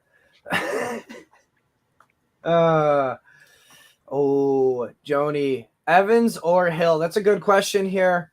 Give me all the Mike Evans there. Yeah, I would go Mike Evans. You got a good option to sit between, Hill. So I would go Mike Evans in this situation over Snoop Huntley throwing it to Tyreek Hill. Do either of you guys have some overall thoughts on Tyreek Hill here on what we're supposed to do without Tua? Get him. No, I mean, I have some thoughts to Mike McDaniels. Get him the ball more. Yeah. Like you can manufacture touches for this guy and he still be relevant, just like Jaden Reed was kind of sort of relevant with Malik Willis. Like I know Mike McDaniel can scheme that up. Like why hasn't he yet is kind of my thought. But with Hill, if you have a good option, like Hill? Well, I mean, no, you can't sell Hill because he's at an all-time low right now. I mean, we've seen what he has been without Tua. All right, and we're seeing it again, possibly worse because the backup QB situation for the Dolphins is not great. Yeah, Skyler. I don't think you can. Would you say you're 0-3 with Tyreek Hill, man? Would you trade Tyreek Hill for like a Brian Robinson and Khalil Shakur package? Does that interest you guys? Or like I think I'd want to upgrade the Shakir part a little bit from. What about like upgrade him to Either George one. Pickens, JJ? Would you do Brian Robinson and Pickens for Tyreek Hill? I mean, if you're 0-3, you're probably lacking depth. So I think that's an okay move at that point. I mean, you don't feel great about moving off your early round pick, but I mean, have we had any news about Tua? Is like any news on when we might even get him back? It's at least 4 times the IR. That's all. I know. The earliest is week 6, I think it was. Yeah. I don't know. I just wanted to get a temperature check from you guys because you got to consider that at that point. Like that's about the range where you're like, yeah, I think you look at it. All right, then Zach here. Mahomes worth a start today. Dude's been pretty ass in fantasy. This is true. In fantasy, he has not been good. Best NFL quarterback we got right now, Zach, but you are right. Fantasy, he is a streamer quarterback at this point, in my opinion. I know Ike on the Candy Shop show did not agree with me. And he did have some compelling stats about, Mahomes does dominate the Chargers, which, is the matchup today, but it is a different regime with John Harbaugh there. So, I don't think you can just copy paste, Mahomes' old stats against the Chargers here. And it all does depend on your options here. But give me an option like Baker Mayfield or, Mahomes. I'm going Mayfield all day. Ooh, okay. Are you going Kyler Murray? Are you going Kyler Murray or Mahomes? Kyler Murray. Kyler might be my number one quarterback of the week. Jaden Daniels over Mahomes? Yeah. Oh, yeah. I'm going Jaden Daniels over Jalen Hurts in a league I have this week, just because of the lack of options Jalen Hurts has. This is the one where I can probably receive a lot of crap for here, but I'd even go Jared Goff over Mahomes right now, because on that one. I was listening to the fantasy footballers. The last two times the Seahawks played the Lions, it's been a track meet. Now I know you can't, like I said, you can't copy paste here things, but it does. I like it. Like I said, the Seahawks stats are skewed because of the offenses they've played. Bo Nix, the Patriots. God damn, who'd they play last week? I can't even remember. But their stats are skewed because just they haven't. They played Skylar Thompson last week. The QBs that the Seahawks have been playing have been pretty ass themselves. So Jared Goff is, far better than all three of those QBs that they've seen. So that's why I like JMO a little higher this week, depending on your other options. Oh man. We already answered that one. Sorry, Luis. It was, Mayfield for Dylan and I, Love for JJ, and then Pollard because Mixon has been ruled out. Yeah. Mm-hmm. Z's got Cooper, Amari Cooper, or Chuba in the flex. Cooper. I'll take him. I think Chuba. Yeah, I'll take Amari Cooper. Don't love it. I think Chuba's safer here. He's safer. If you want to play it safe, play it Chuba. If you're chasing points from the Thursday night matchup, go Amari Cooper. We've seen his ceiling last week. Josh, what's up, my guy? Appreciate you. Appreciate it. Dylan would say it's not a pod, but that's just him. It's a show, not a pod. Live show. Yeah. Either way, we love you tuning in, Josh. Should he play Keenan Allen or Juwan Jennings in the flex this week? Man, I want an update on Deebo Samuel. I don't see anything that says that he's in any danger of missing time. So I think he's in, unless there's something that's dropped in the last little bit. Like on his sleeper page, I pulled it up just to make sure. It says he's expected to go. If he's expected to go, give me Keenan Allen. Yeah, that's where I go to. If Deebo's playing, give me Keenan Allen with him playing. Officially always throws me off when the news is reported by insider Jordan Schultz. I'm like, no, it wasn't. That's what I'm saying. Jamie, I agree with you. Everyone listening, if you could please hit that like button, we really do appreciate it. We really do, and I'm just getting trade offers over here in the league we have with Jordan, the 75 Empire League. I want to look at it so badly. All right, we got Simp here with the next one. Akers or Braylon Allen for RB2. That one's a smash. Akers, being the starting RB. Yeah. It's not a smash, but it's what do you mean it's not a smash? Akers is the starting running back. Braylon's behind Breece Hall. He gets fourth best matchup. And he does. But Akers gets Braylon Allen. You also see Braylon Allen and Breece Hall on the field together at times. So I get the allure. It's not like Cam Akers blew up last week. He was saved by the touchdown, man. Saved by the touchdown, or he gets you 3 points. So I get the thought here, but I'm still going Akers. Oh, wow. Yeah. Braylon Allen did have more work last week than Cam Akers. Cam Akers had 12 opportunities, only 10 touches. Man, it's not all Akers back. It's not all Akers backfield there either. You got Dare. I think it's more than it is Braylon's, though, is my point. Sure. If you I guess you can make an argument that Braylon's safer if he is guaranteed those 15 touches he got last week. But is he guaranteed that? No, I mean, it's a it good was short matchup this man. week. They probably to- wanted to work him in and stuff to keep Brees Hall healthy and all that, but I like. Akers Okay, isn't never a smash guy for me here. I was just saying with your other option being Braylon Allen. If you think he can get 15 touches, you play Braylon Allen, but I would still lean Akers in a good matchup against the Jaguars. And then he's got Geno Smith or Justin Fields, who he can stack with Pickens. I still go Geno. I like that matchup against. I'm leaning in on the Fields. Where are you going, JJ? I'll go Geno, man. He's looked good, man. His overall numbers have not obviously been excellent, but like I went back and watched the last few of his games, and man, he's made some crazy good throws. I'll go Geno here. Does the Lions pass rush scare you guys a little bit after what we saw from Hutchinson? And I don't know if it scares me more than an Arthur Smith offense, you know? Yeah. Mike, what are you doing okay here? What do you mean? You want me to start pulling him up, or you got it? No. On to the next one here. Dylan, what's up? He needs help. Full point PPR, all different leagues. All right. Andrews are likely. I have this exact decision in so many leagues, and I'm tilting on it. I'm going Andrews, I think, but I flip-flopped on that like 13 times this week already. Yeah. I don't know. That's my answer. I go likely. Not very helpful. And then he's got start 2. He's got Cam Akers, Jalen Waddle, and Jawan Jennings. Akers and that's tough with if Debo's playing between Waddle and Jennings. Yeah, I'm a JJ. I suppose it's Akers and Waddle. I definitely don't love starting Waddle here. You're putting him in and hoping he gets you 10 points. That's not why you drafted Jalen Waddle, man, unfortunately. But I think that's what you got to take at this point. Yeah, not great options. Give me Akers and Waddle. And start 2 running backs, 1 tight end, 1 flex here. Let's start with the running backs. He's got Monty, Akers, Ken Walker. I'll go Monty and Walker in this one. I can't start a running back, man, against the Lions. I can't. Yeah. Cam Akers and Monty. I don't know. If he's healthy, Walker's just so much better than Cam Akers. Yeah.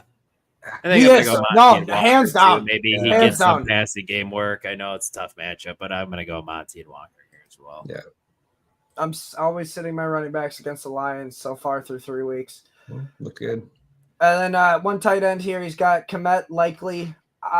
Man, with Keenan Allen back in the lineup, I'm worrisome about Komet getting those 11 targets he saw last week. He's not going to see 11 targets. Probably won't see 11 targets again this season. Yeah, give me likely in a game the Ravens need against the Bills. I suppose it's likely as well, yeah. I kind of lean Komet here, just barely. And then 1 flex out of the remaining options, and you got Michael Wilson as an additional option here. Give me Michael Wilson. Man, I'm really out on the running backs against I think I go Akers in my flex. Yeah, it's the other running back. Yeah, so the 3 running backs in Komet for me. Hey, Commanders have allowed 4 wide receiver 1 performances through only 3 weeks. Mathematically, that doesn't make sense. So start your wide receivers against the Commanders. I guess Trey McBride's out too, so Wilson could see a little bit more this week. Yeah. All right, and then Mayfield, Richardson, Caleb. Oh man, you want to play it safe? Go Mayfield, but give me the ceiling all day with Caleb. I think this will be Caleb's best fantasy day of the year. Perfectly said. Yep. Start 2 running backs: Jacobs, Walker, Dobbins. I'm sitting Walker again. Give me Dobbins and Jacobs. Yeah, those are good enough options that I'm okay sitting Walker. I don't feel super great about Akers on the last one, so then that one these 2 options I'm okay sitting Walker. All right, Geno or Jordan Love? Oh my gosh, you've done yourself not pronouncing that name. Hoya on vlog. Geno or Jordan Love? I mean, JJ, you dug yourself a hole here because I have a feeling you're going to go Jordan Love, but I'm going Geno. I don't know because I've said some good things about Geno today too, so I feel like I could go either way on this one. Yeah, I'll go Jordan Love here. Come on, LaFleur, let's make me look good today. Give me Geno. Ronnie, start Josh Allen or Kyler. Oh, that one's Kyler. He's the QB1 this week. It's Kyler. Man, after Josh Allen having 4 touchdowns, give me Kyler against the Commanders, though. I just think it's a better matchup. Ronnie, why'd you do this to yourself, man? Why do you have both of these guys on your roster, man? You go Kyler, I guess. It's come on. Well, I'm looking at our rankings on site, and they're literally the 1 and 2 guys this week. And Kyler, Joe has him as his number 1 over Josh. So give me Kyler. Yeah, that's tough.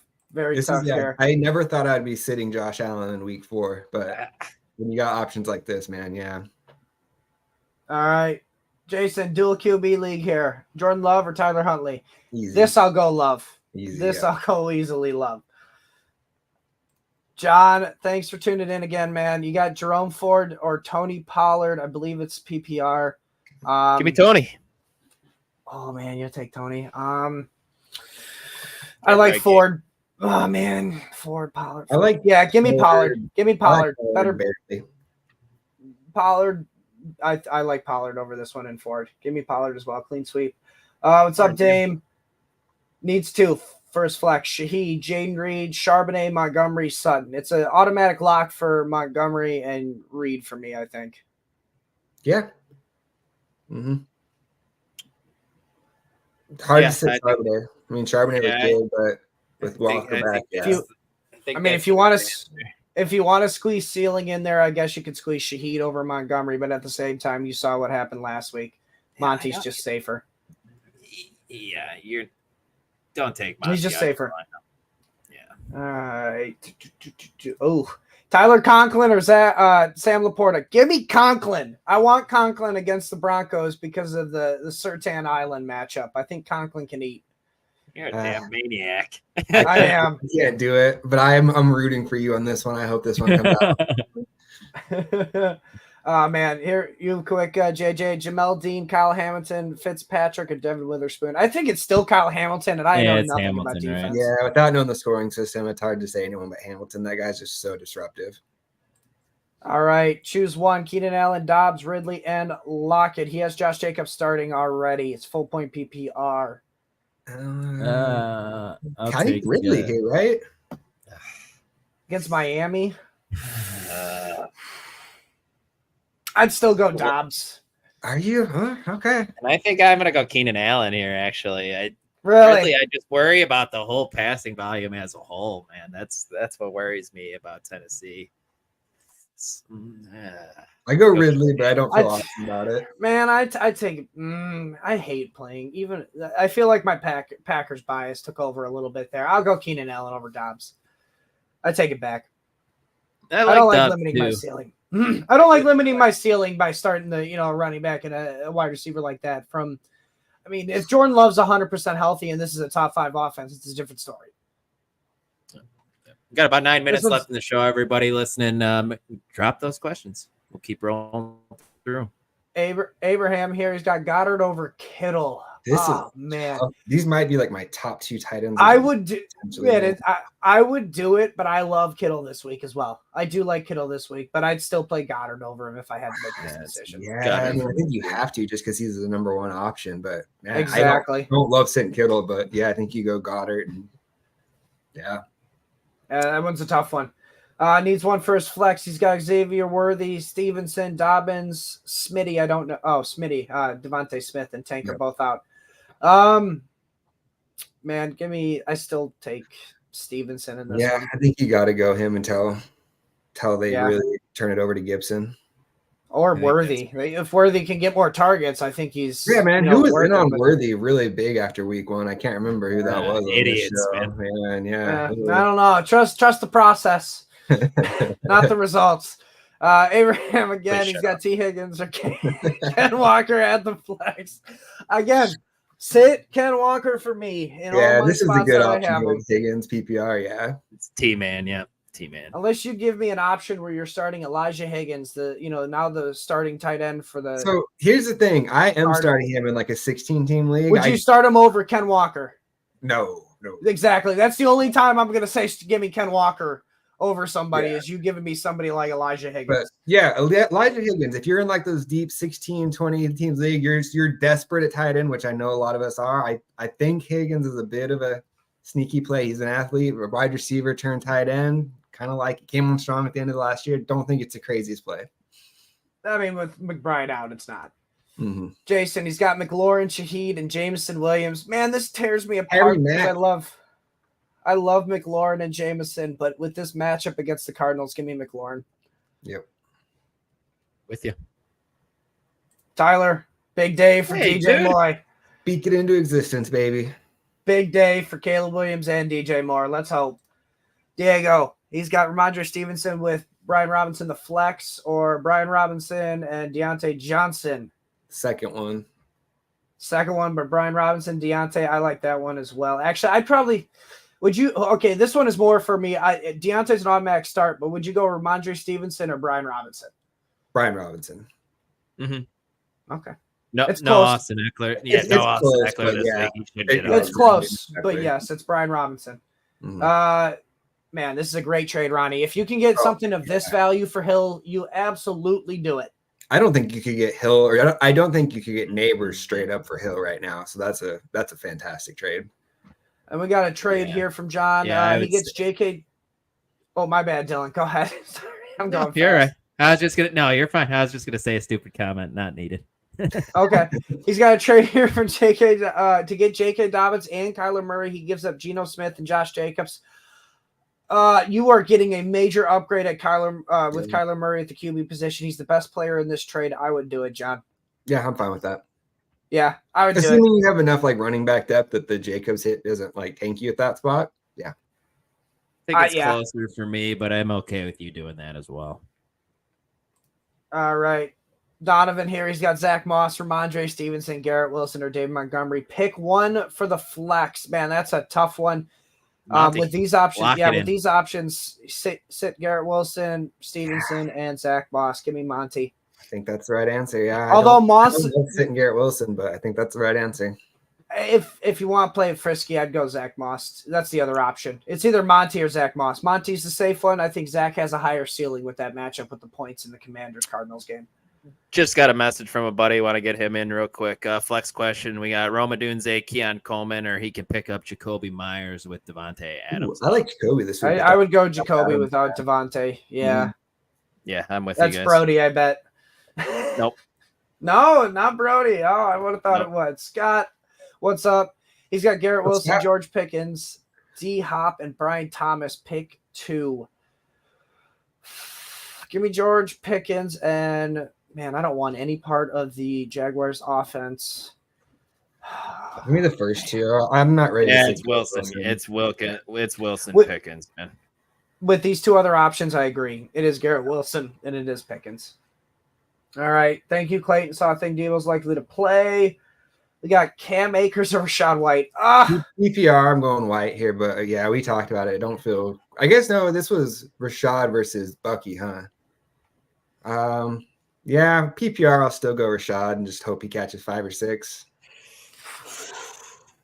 Yeah, Rashad. Like I'm gonna give you the old, ceiling floor here. Rashad's your floor picks.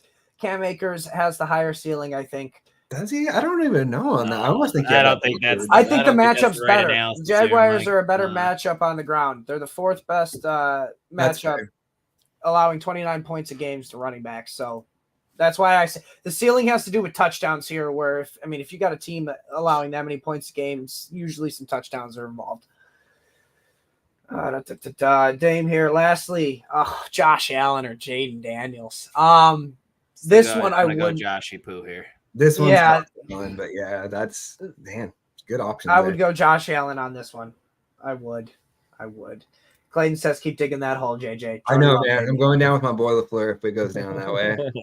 But at least if we do, I love Sam Darnold, so I can either way. I'm winning on this one. That's how I look at it.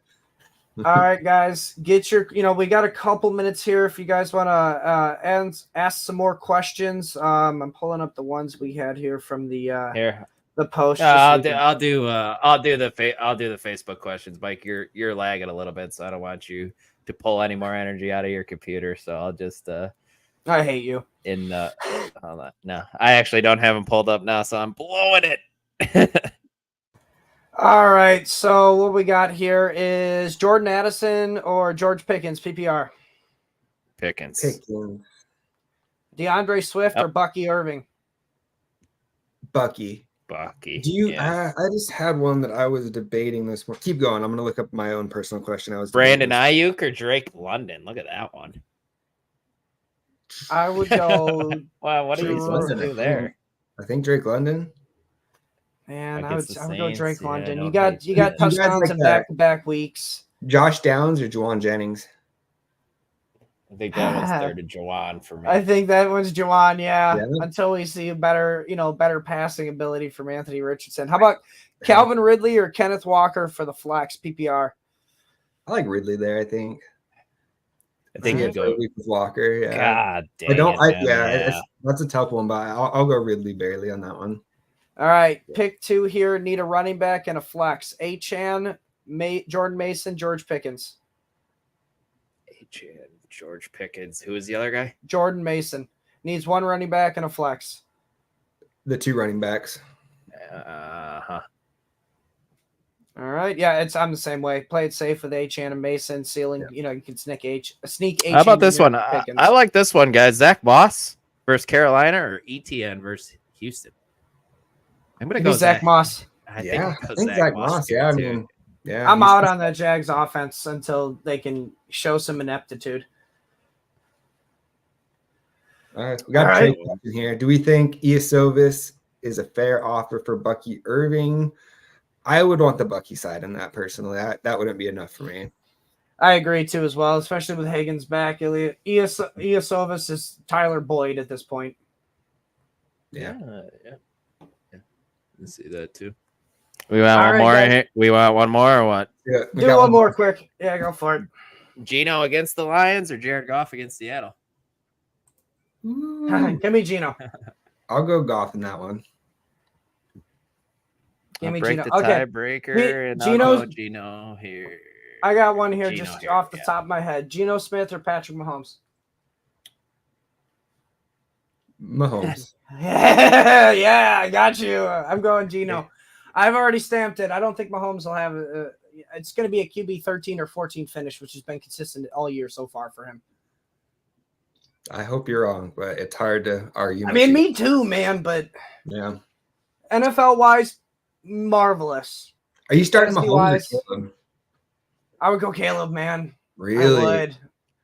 I have a league with Stroud, Mahomes, and Caleb, and I got to pick 2 each week. It's a great problem to have, but yeah. That is a great problem to have, but I will dig, just like you dug your hole with Jordan Love, I'll dig my hole with Patrick Mahomes. All right. Dig it. All right. It was fun as always, guys. This is like Dylan says, I look forward to this every week. Same. Yeah.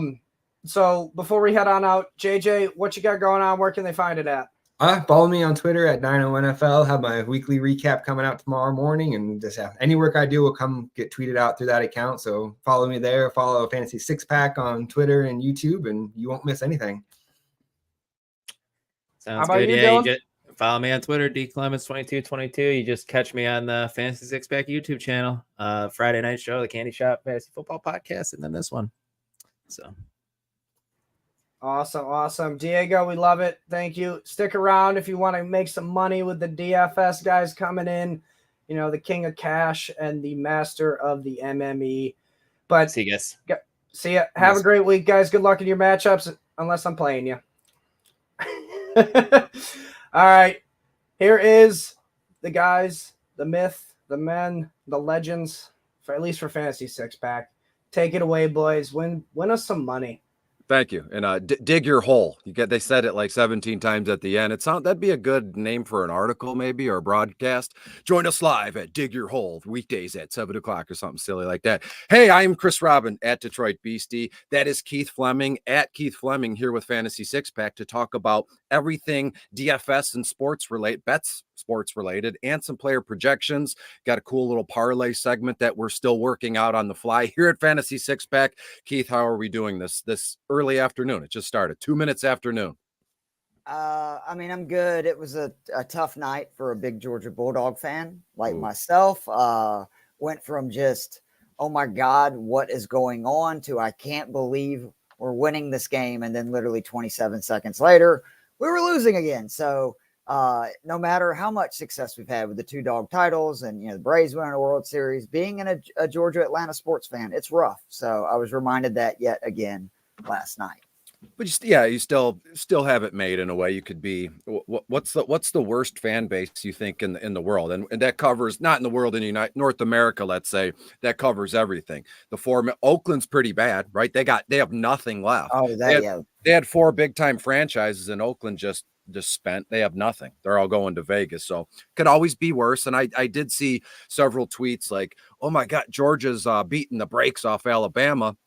And then I went to bed. I was just laying around last night. And then I woke up this morning having coffee, and I seen, I don't know, Ryan Matthews or something is his name. Something like that. He's like 17 years old. 17 years old. He caught that touchdown down the sideline. I'm like, holy smokes, this game got pretty good. But I missed the train on that one. I was sleeping. In my world, the Detroit, talk about bad and good and fantastic. Detroit sports scene is pretty dang good right now. The Tigers clinch. This is DFS and football, but they get it. They let us go live, right, for an hour. We can do what we want. We could dance around, I'd imagine, with maracas and tambourines, if they probably get cut off, but we could do it anyways just to see how I could add music if you like. Yeah, but Friday, the Detroit Tigers, the hottest team in baseball, and that's not even speculation. They're the hottest team in baseball. They clinched and they're in the into the playoffs, and it reminds me of around I'm 40, right? And 10 years ago was the last time they were in, and the Tigers were pretty dang good. The Wings at the same time. So it's bringing up shades of my early to late 20s and early 30s when everything was going on. But one thing that was never in the mix, the Detroit Lions were never really good. They would have a season or two and make the playoffs and get bounced, something like that. But it'd be fantastic if the Wings could, follow suit, and it looks like they're going to be okay. Vlad Tarasenko and Patrick Kane, some retirement home guys maybe, but I think they go on a run. So everything is golden here in the city of Detroit, Michigan. When we look at today's schedule, today's slate, it's already week 4. Not that I'm, some big time, what is it? Prognosticator. Yeah. But it's not something you can hang your hat on and go, well, I told you, well, in August, I told you before it was going to be week 4, week 5. And you go, well, Chris, the world spins and time goes by. So of course it was going to be week 4, but to me, it's just gone by in the blink of an eye, Keith. And just your first no positional skill players and stuff. What's your first overall gut reaction to this slate? Is there some weird stack? You're like, it's just been calling me here, or is it a game? Is it a point spread? What's your first overall, your 1A reaction when you're looked down at this slate today? I mean, just that I want a lot of expensive guys this week. Really, honestly, whether it's cash or MME. So then it's trying to locate where can I, if you will, scrape around the cheap pieces. Yeah, scrape around the bottom of the barrel to find, the guys that can allow me to do that. Because most weeks I don't like to have, more than 2 guys at the most that are, 7,000 and above. I just feel like that from a cash perspective is best to have, volume, those guys in that 6-5K range. But this week there's so many juicy receivers, 7K range. Obviously the top 2 backs you would like to have. There's a couple of top tier quarterbacks. And, I'm looking at a couple of different games and some bad defenses, i.e. the Indianapolis Colts, to kind of find some pieces that are cheap. Same for the Carolina Panthers in cash to be able to do that, where I both have all these expensive guys I want, but still a lineup that I feel pretty, good about its floor, which is really what you're looking for in cash. You just want to make sure that you get in that 150-point range, and you should at least make your money back with a little profit. Yeah, absolutely. Well said. At my initial glance normally happens, Monday night sometimes if I'm feeling really ambitious, or definitely Tuesday when I sit down, to do notes for the following week. And there was something, I mean, it's really no secret. I mentioned it when Bottom of the Barrel was published, that I'm really into a Carolina stack this afternoon. I'm really into a Pittsburgh Steelers stack with Justin Fields at the helm here.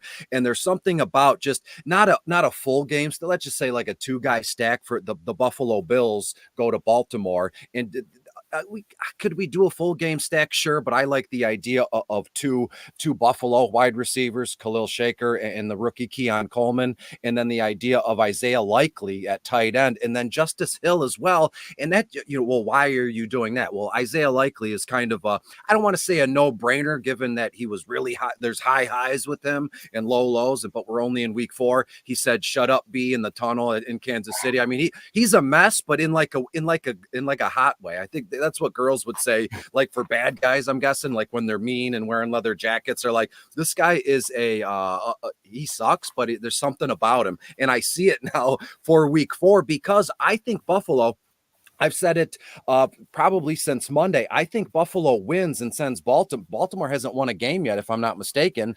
And they're 0. They got to be 0-3. So Baltimore's going to go to 0-4. I'm sorry. They did get Dallas. So they're 1-2. Sorry. So they're 1-2. So that makes me, I would have said it anyways, but going 1-4 or 1-3 to start the year is not that good. And I think Buffalo, what they did on Monday night, I mean, they're a well-oiled machine. And we've seen people say that Buffalo's been really good over the years, all those, AFC championship games in Kansas City, but this might be the best version of Josh Allen and the Bills that we've seen yet. So the idea that Buffalo could get up big, 21-0, 20-0, something like that, and it's going to leave Lamar Jackson and Harbaugh in a tough spot, and they're just going to be trying to move the ball, and that would effectively eliminate Derrick Henry, because he's not on the field in passing down work, and especially if they get down 10 plus points, 14-0, 13-0, something like that. Justice Hill will be the preferred running back, so we can hammer home him and Likely, and I said Shaker and Shaker, however you want to say it, and Keon Coleman.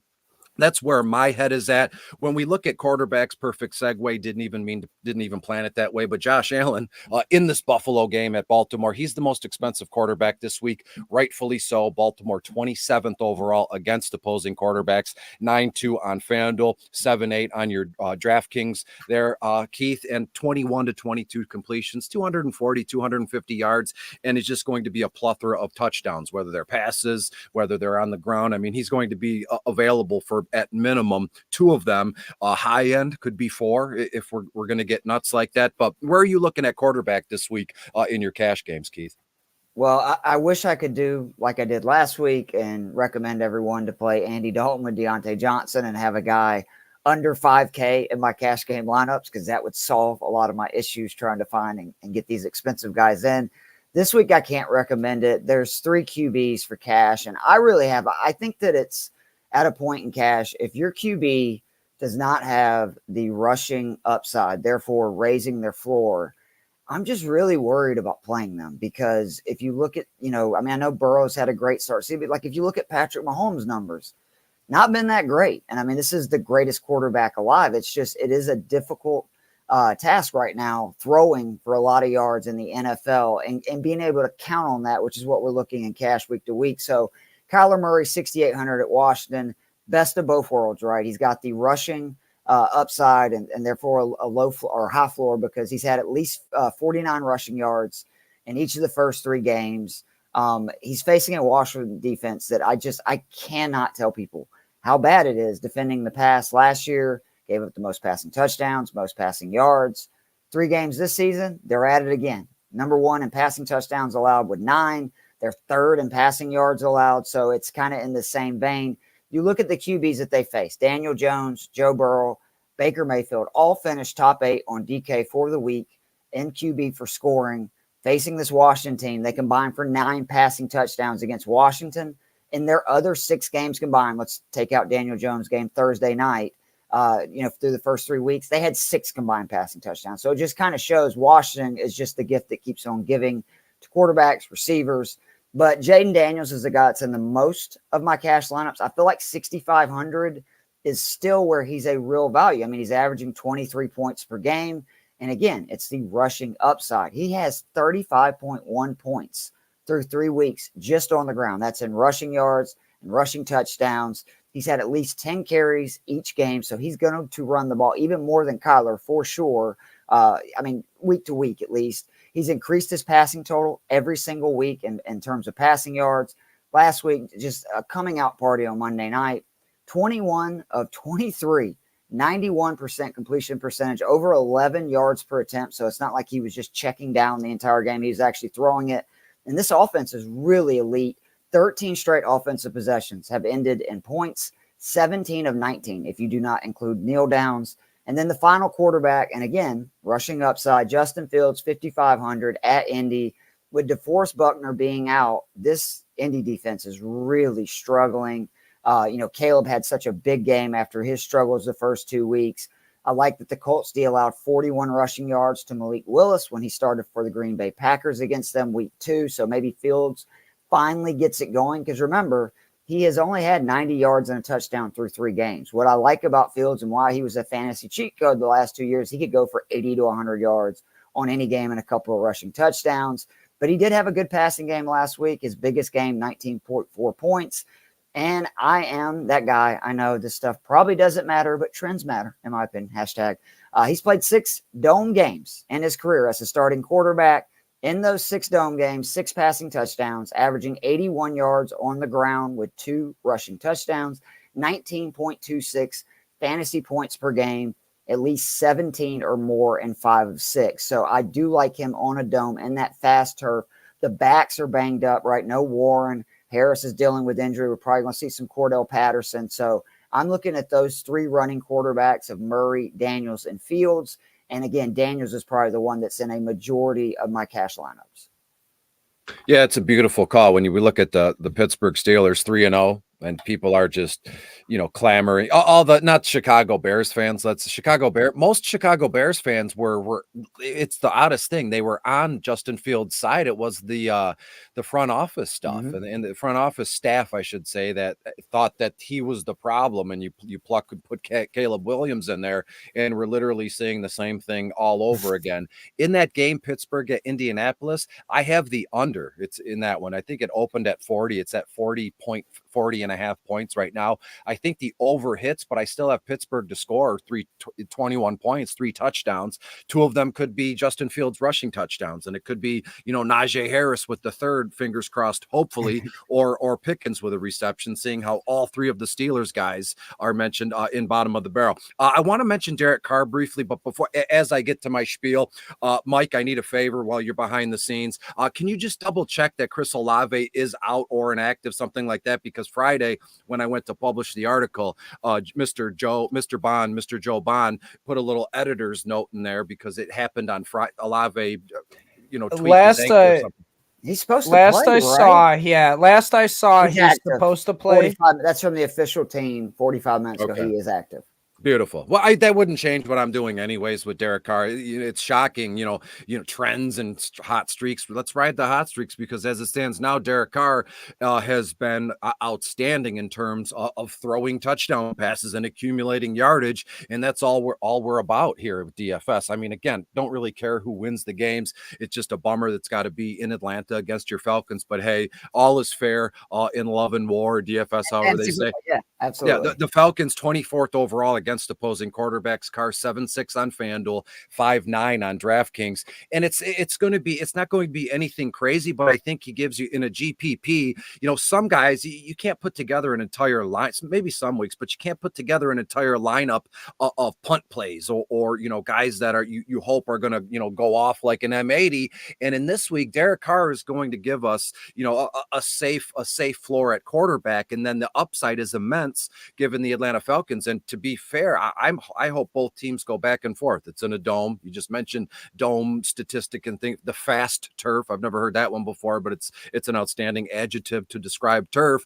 But New Orleans and Atlanta, I'll give you a final score real quick. I have the New Orleans Saints to win like 28-27. So we're looking at well over 42.5 points. We're looking at a ton of yardage, a ton of points. And again, that final score, not to bum you out, could go either way. Field goal with time expiring and Atlanta wins. Doesn't matter to me because all the points that will be accumulated, 20 to 21 completions, around 220, 230 passing yards, 2 touchdown passes, and 2 to 3 carries for 10 yards. And if the game goes down to it, like I think it will in the fourth quarter, these guys are going to be like any given Sunday, where it's just like they're going to put their body. You could see Carr, 4th and 3 inside the red zone, and he's just going to run and do the Elway, spin, that the Elway helicopter. I mean, this game is one of my favorites to look forward to watch here today.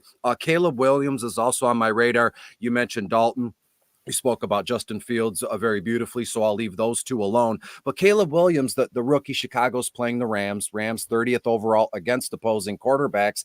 And it's like, it's an odd occurrence. NFC North guy. I respect the Bears and the Packers, just like the Vikings. It doesn't matter to me, but I've wanted to see, maybe it's just it's the seasonal fantasy fan in me. I wanted to see Caleb Williams do well, right?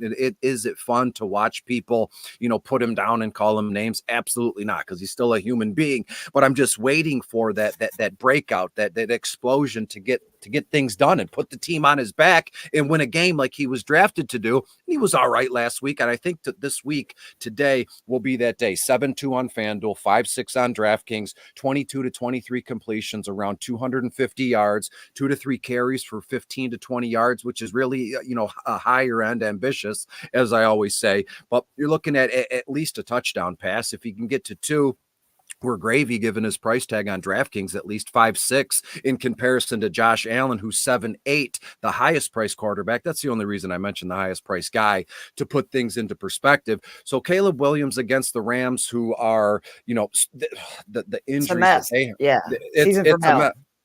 It's a mess, but McVay, I mean, when you got McVay and Stafford, I'm telling you, Stafford is, not a spring chicken anymore, but he can spin some magic here. I'm not saying that the Rams go on a run and make the playoffs. I mean, how do we get this far? We're talking about the Chicago Bears, but to me, Caleb Williams is absolutely in play. And one guy I'll mention briefly, he was in my notes. I wrote about him on the Word document, but I didn't do the copy and paste on the Fantasy Six-Pack WordPress, and that always comes back to bite me. So I'll just say it just to be safe. Gardner Minshew, the Vegas Raiders quarterback, he was benched late last week.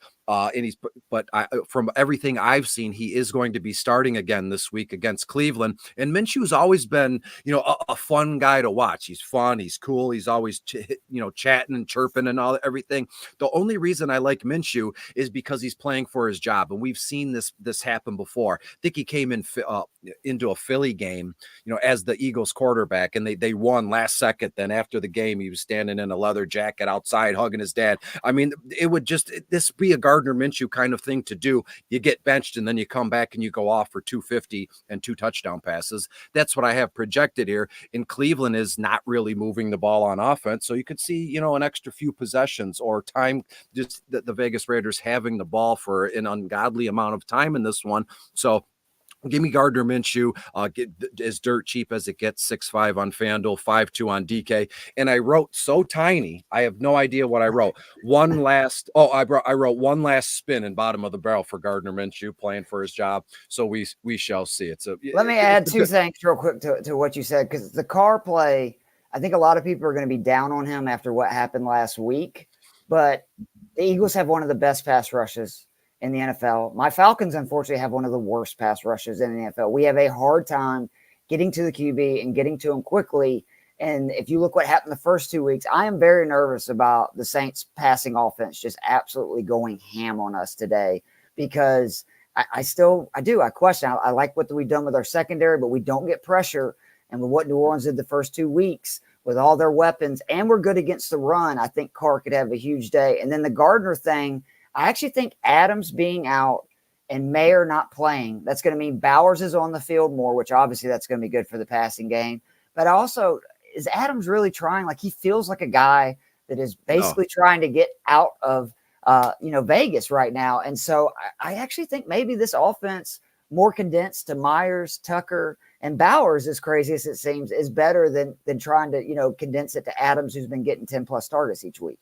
Yeah. And I mean, I haven't had a drink in years purposefully, but if I'm not mistaken, last week I said that about Devontae Adams, just on a whim, because a friend of mine, I'm friends with one of the Raiders, Jalen Guyton is his name. He's on the practice squad, should be up. So, I mean, he'll be up, but Brandy is her name. Shout out to her. She said that Jalen was like kind of as a young, kid in his early to mid 20s. He was kind of excited. He came over from the Chargers and Herbert to be a Vegas Raider and all the tradition and history and to work with Devontae Adams in the same position group.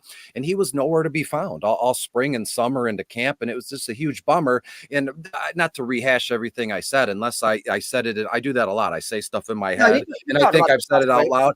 So what you're saying, it's fantastic and it's wonderful. When we look in terms of the Vegas, options at on offense, when we look at the running backs here, Saquon Barkley's the most expensive running back, rightfully so. Tampa Bay 27th overall against opposing running backs, 9-7 on FanDuel, $8,000 on DraftKings. Personally, 19 to 20 carries, 90 yards and a touchdown is like his floor, and 3 to 4 receptions for another 25 to 30 yards. And I don't want to add in a reception touchdown as a lock, but it is on. And again, I guess I don't drink. I'm sober. I think I said it last week, but to say, everything that the front office of New York has said and that keeps coming out, they're absolute. Excuse my language. They're absolute dipshits. When you have the GM in the room with his teenage son, this is part I said. He's on his phone, and they're just, hey son, what should we do with Saquon? Oh, I don't know. I'm just, I'm Tinder, whatever. It's like, who runs a franchise like that when you have real human beings, in line to win and just to be the emotions of being a human being, and they let him walk. And Barkley is absolutely shining in Philadelphia, and it's a thing of beauty. So when we look at the running back position this week, I started things off with Zach Moss, Cincinnati playing Carolina, but I crossed him out because it got a little bit too expensive for me. And before I knew it, I had 17 guys at running back written down, which was the old me. Joe's kind of, maybe you shouldn't talk about 20 people per position. Well, if I do that, I'm never wrong, right? If you look, there's always. But where are you going? Where are you going at running back this week? Aside from, let's say, Najee Harris and Chuba Hubbard. Hopefully, I didn't, smash. No, you're good. I think that you need to have either Barkley or Hall in your cash game lineups. You can take your pick. Obviously, Barkley, he's only, I think, 200 more this week than Hall.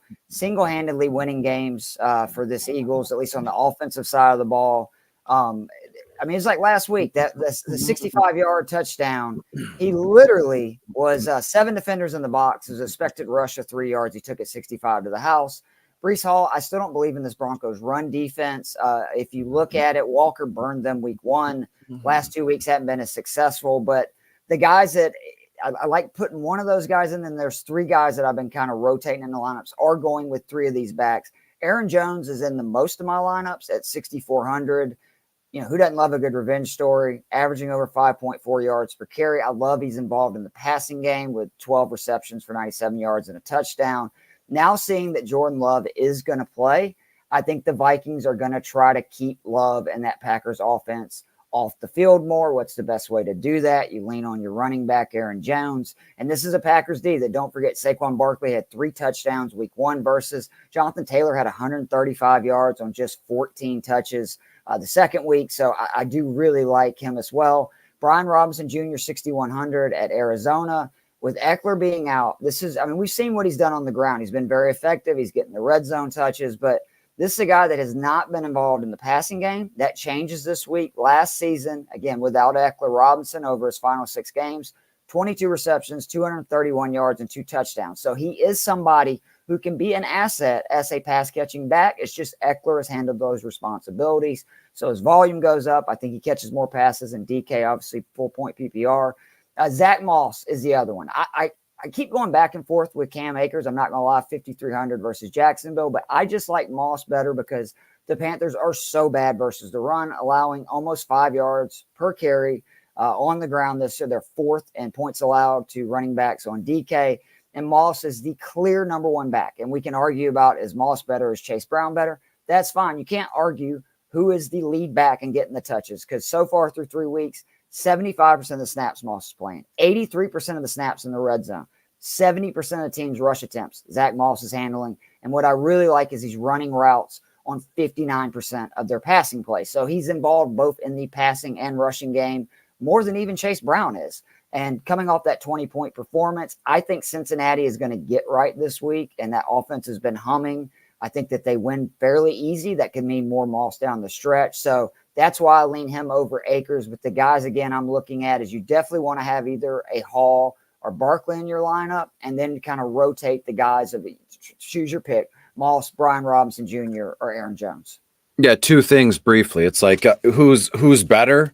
Does it matter? Because who do they trust more? And it's Zach Moss, right? And again, he's the elder statesman there in that running back, in that backfield, I should say. And again, I don't know if it's ever really mattered who's better as a running back. It's who's trusted more, because how many times have we seen, I don't know anybody off the top of my head, but someone who's really good and fast, but has a fumbling problem, or who can't stay healthy, or, always getting knocked down and banging his head, maybe Javid Best, let's say I'm digging deep for that one. Jalen Warren, Najee Harris right now is a prime example of it. Yeah, Jalen Warren is as quick as it gets, but Najee Harris is trusted, and he's the definition of steady Eddie, even though his name's Najee and not Eddie. When we look at Cincinnati and Carolina, I shocked myself, because I do my final score predictions, and normally I send you a screenshot of it, but I think, in all honesty, I think Cincinnati is going to lose tonight, today. That's shocking. They're in Carolina,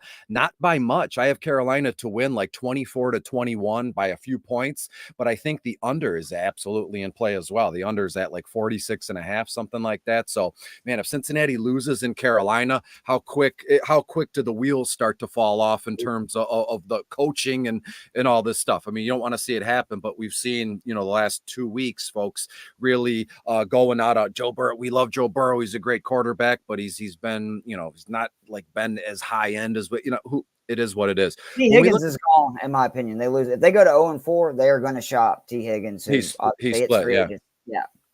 I saw you see a lot of weird stuff scrolling. My pages are normally a lot of cat and otter stuff, because that's what you attract. You attract what you're liking and commenting on. And there was just like a regular Joe, like one of us, filming, they have to run across. Why do they have to run across the street, the Cincinnati Bengals, to get to their practice?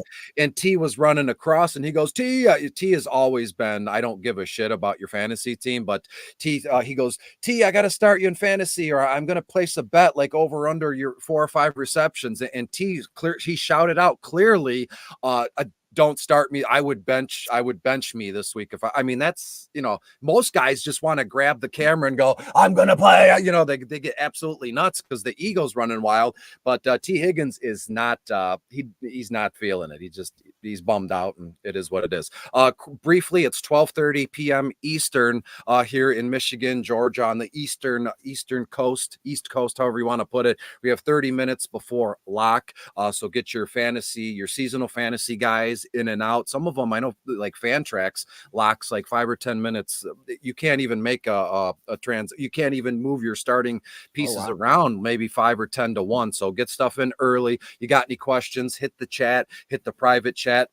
Keith and I will do our best to chat with Mike to get everything that we need. And make sure you get to the website at fantasy6pack.net, if I'm not mistaken. And while you're there, you can look around, rankings, projections. Steve H has got some cool IDP stuff together, and one of his articles or videos on YouTube, last I looked, was like in the thousands in terms of views. So people are really taking to and watching his IDP content, but rankings, projections. The Discord is free. There's some premium options. That's where you'll find Keith and I, and even Dave, sharing lineups, there's a ton of dough you could win. Just not saying that we're anything special, but we put the time in each and every week, and we really love what we do, and everything we do and say comes from a place of love. Running back, briefly, I'll just touch on 2 guys really quick. I already told you about Justice Hill. Baltimore's behind. He's going to be on the field a whole heck of a lot. I already bumped him up in my Scott Fish lineup. Screw it, right? AJ Brown is out. Jordan Addison, do I want to start him? No, I'm going to put Justice Hill in and see what we get, because I'm already behind the 8 ball of what happened on Thursday. Dak and Malik Neighbors, and it's bad news. So go for upside plays. I love the idea of Rachaad White, and you're going to say, Chris, what are you doing? He's been a bum.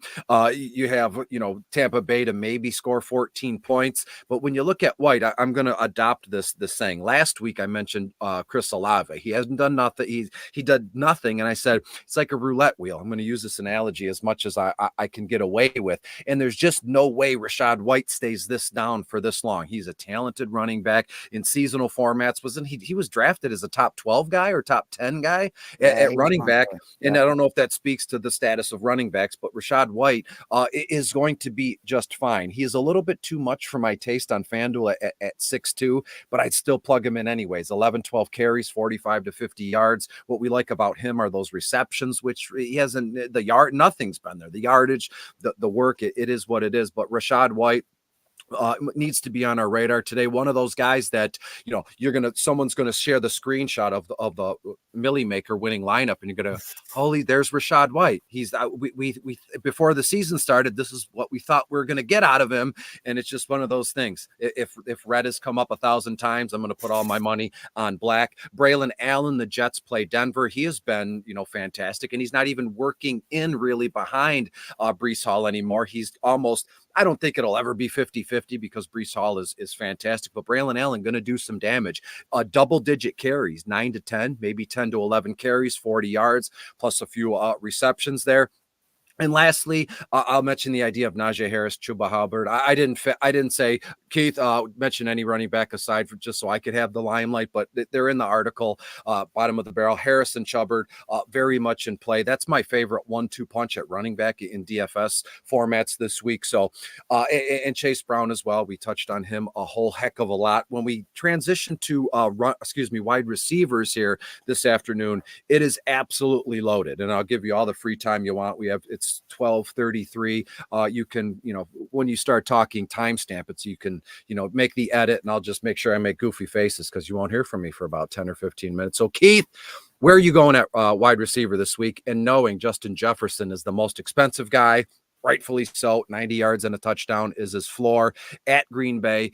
Where else are you going at wide receiver this week? Yeah, and no Jair Alexander now, which that makes it an even better matchup for him. But the guys in that 7,500 to 7,300 range are just, to me, you have to have two of them. I just believe that they're all underpriced. Marvin Harrison Jr., 7,500. Again, we overreacted week one. Since then, 19 targets, the 9 receptions, 194 yards, 3 scores. McBride is out, so he's going to see a very heavy target volume this week. And this is, again, I talked about Washington's pass defense being so bad, and it is. Number one wide receivers first 3 weeks. They faced Mike Evans, Malik Neighbors, Jamar Chase. They had 21 receptions for 307 yards and 5 touchdowns versus this Washington secondary. As good as those receivers are, again, if you look at what they did combined in the other 2 games that they had the first 3 weeks, so we're talking about twice as many games, 6 of them. They only had 8 more receptions combined, those 3 receivers did. They actually had less receiving yards, 27 less receiving yards, and they had 3 less touchdowns. So again, this is how bad this Washington secondary is. Harrison, to me, is an automatic start. Then I'm looking at either Nico Collins or Rashee Rice. Rice is $100 more expensive, $7,300, and he's got a great matchup. He's done very well. I worry about that game getting out of hand. I know Herbert is playing, but that's why I'm looking at Nico Collins, $7,200 versus Jacksonville.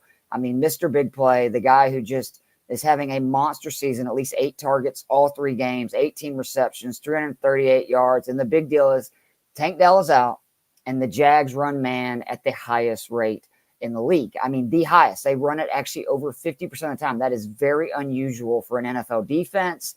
Nico Collins averages almost 4 yards per route run for his career versus teams that run this much man. You look at last year, the last time he played a defense like this was the Cleveland Browns in the divisional round, and he had 6 catches for 96 yards basically in the first half and a touchdown in a game that the Texans won easily. I think Nico has a monster game, catches at least 1 big touchdown pass, goes over 100 yards with a score.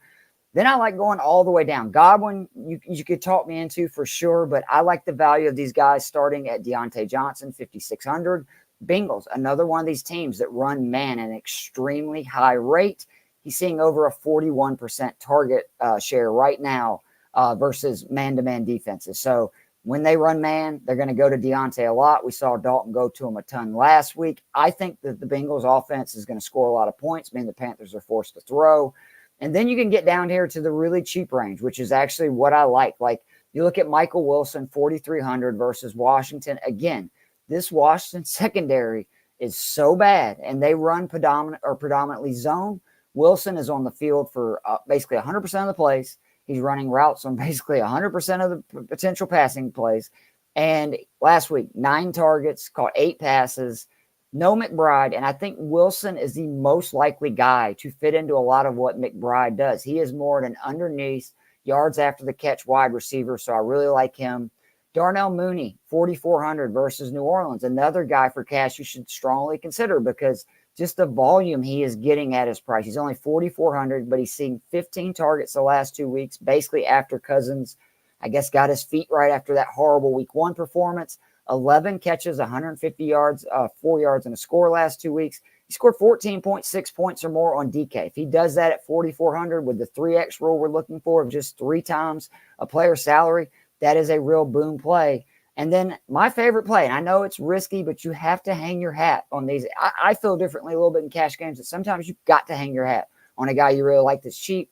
For me, it's Calvin Austin, 3,300 at Indy. Freak athlete, elite speed. He had his breakout last week. His usage rate is going up. He's ran routes on at least 60% of the Steelers' passing plays. Last week, 5 targets, 4 catches, 93 yards. But what it is the matchup. The Colts run zone at the highest rate in the NFL. Over 80% of their plays, they're running zone. If you look at it, Calvin Austin this season is being targeted at 20% on zone defense plays. George Pickens, their alpha number 1 receiver, 20.4% target rate. So when they run zone, they're going to those 2 guys at basically the same rate. Austin is he's $2,400 cheaper than George Pickens. So far this year versus zone, he's averaging almost 3 yards per route run. And then what I really like is Austin, we saw it last week, can break a big play at any time. The Colts have given up the most receptions of 40 yards or more to opposing wide receivers through 3 weeks of any team in the NFL. So I think Calvin Austin at 3,300, where all we're looking for is 10 to 12 points, and it's a boom play. It's one that you're going to see, it's worthwhile in cash. I would not be surprised if he has 15 to 20 points. I think he's going to go off. It makes sense. The little guy is able to find the holes in his zone defense to where the big, athletic, strong dude like George Pickens is obviously going to feast versus man. I think Calvin Austin is a smash play. I have a lot of lineups with both Wilson and Austin in it, and then that allows me to play, say, a Barkley, Nico, Harrison combo, or a Barkley, Breece Hall, Nico combo. You can get really creative by using those 2 cheap receivers. For fantasy 6-packs, cash game guru, you think an awful lot like a GPP guy. Everything you're saying is what I have in my mind in my notes. And so you could be the hybrid guy, the DFS, but you cover both in one kind of piece of paper. And while now I know what I'm going to do when you chat about any position you need some time for, I'm going to mute and then I'll go hang in the chat. People love to see, the people who are broadcasting actually commenting and playing along in the chat. And the question was one problem at a time. And we have one. You have one here, sir. I think it's a sir. Jaden Reed or Rome Odunze, PPR. And, Mike at Fantasy 6-Pack says Jaden Reed, Keenan Allen is active today. Fair enough. Reed is absolutely the one. I wouldn't want to say absolutely the one I would choose because I mentioned Rome in bottom of the barrel as well. 6-7 targets, 4 or 5 receptions for around 50 yards. Rome is averaging 17.3 yards a reception. And I said, just the thought that came to me, why, I rarely, I'm not going to I need to say this prim and proper kind of thing. And, can Caleb Williams at this moment, this is the first time he's going to have a full complement of offensive skill positions at his disposal. And is he going to be able to support all these options at this time? And at the beginning of the broadcast, I mentioned him in bottom of the barrel and in this broadcast. And sure, we shall see. He could take a step forward, but Rome was absolutely in play because Keenan Allen was still out, and we'll go from there. You said you love Michael Wilson and what's his name, Calvin Austin. I love Greg Dortch. Same token. It's the other wide receiver there, Dortch the Torch in Arizona. Washington dead last, won't beat that dead horse. But right now, Greg Dortch 24.1 yards a reception, and he's just he's a flame guy, right? You're gonna run, he's gonna run a ton of routes, but he's only gonna catch 2 or 3 passes. But one of those could be for a 45-yard touchdown, 67-yard. I don't know why 67-yard touchdown, came to me. And you said Michael Wilson and Calvin Austin, your favorite kind of, upside 1-2 punch. Mine is Greg Dortch and Christian Watson, the Green Bay Packers guy. Now that Jordan Love is back, I mean, it's like every Miami Dolphin fan in the world would love if Tua was back, because then it would make Waddle and Tyreek Hill kind of, we can probably put them in again. So I was feeling this without Jordan Love. He is the glue that holds the Packers offense together. And Christian Watson had a nice week last week. I think he caught 2 or 3 larger sized chunk plays. But now that Jordan Love is back, the Minnesota Vikings are going to have to, actually play football this week instead of just using Sam. It's nuts what Sam Darnold is doing for Minnesota. But the idea of Greg Dortch and Christian Watson are my favorite 1-2 punch. And I'm going to finally try to pronounce this guy's name, the young Greek kid from Cincinnati, Andre Yosevach, if I'm not mistaken. He has been all over the place. He's been all over the map, all over broadcasts, and it's been a thing of beauty. Carolina, you said it week 1, and it's going to be in my head all season. Just pound the ball against Carolina. They're not going to do it.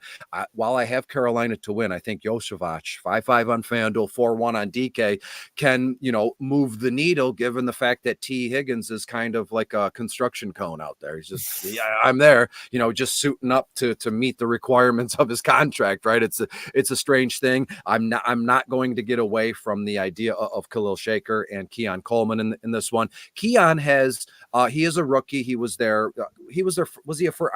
first overall. Not first over. He was their first draft selection in the draft for them, but he was a first round pick, if I'm not mistaken, in the 20s, something like that. Keith, if you have any insight here. I thought maybe he was second, but I may be wrong. Well, I'll trust you. It sounds cooler to say Keenan Coleman was Buffalo's first round pick, but they're not using him like that, or even second round. They're not using him like you're that. Right. He was a late first round pick. Okay, beautiful. So Keon Coleman, they're not using him like that as of yet, and he'll get there, right? I mean, all of Buffalo loves him, and we love him, the yellow coat guy and all that. And again, Baltimore, 28th overall against opposing wide receivers. And I cannot get away from the fact that Buffalo's going to get up double-digit points quick. Could be 14-0, 17-0, 10-0. I don't know. And you say, well, why would you play guys from the team that blows out the other team? I think that's the way it goes. Well, how do you think they get to the blowout? If they're going to score 28 points, how do you think they get to the X amount of points? It's going to be Keenan Coleman and Khalil Shaker, who's fast become the apple of Josh Allen's eye. So who am I to not to fade that kind of thing? I mentioned Terry McLaurin as well. I don't know if I mentioned him in bottom of the barrel. He's in my notes. I wrote a blurb on him.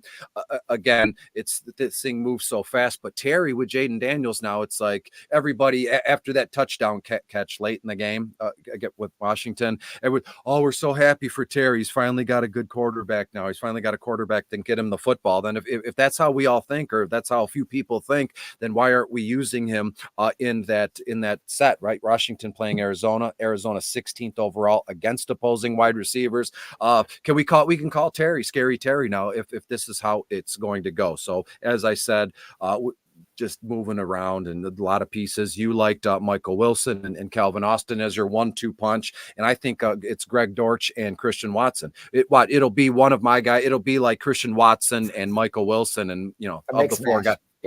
Yeah, that'll be fine. When we transition to tight end, just a time check really quick. It is now 15 minutes before 1 p.m. here, before week 4 kicks off, meaning it's 12:45, and 15 minutes. We'll move a little faster here, get some tight ends, and just some.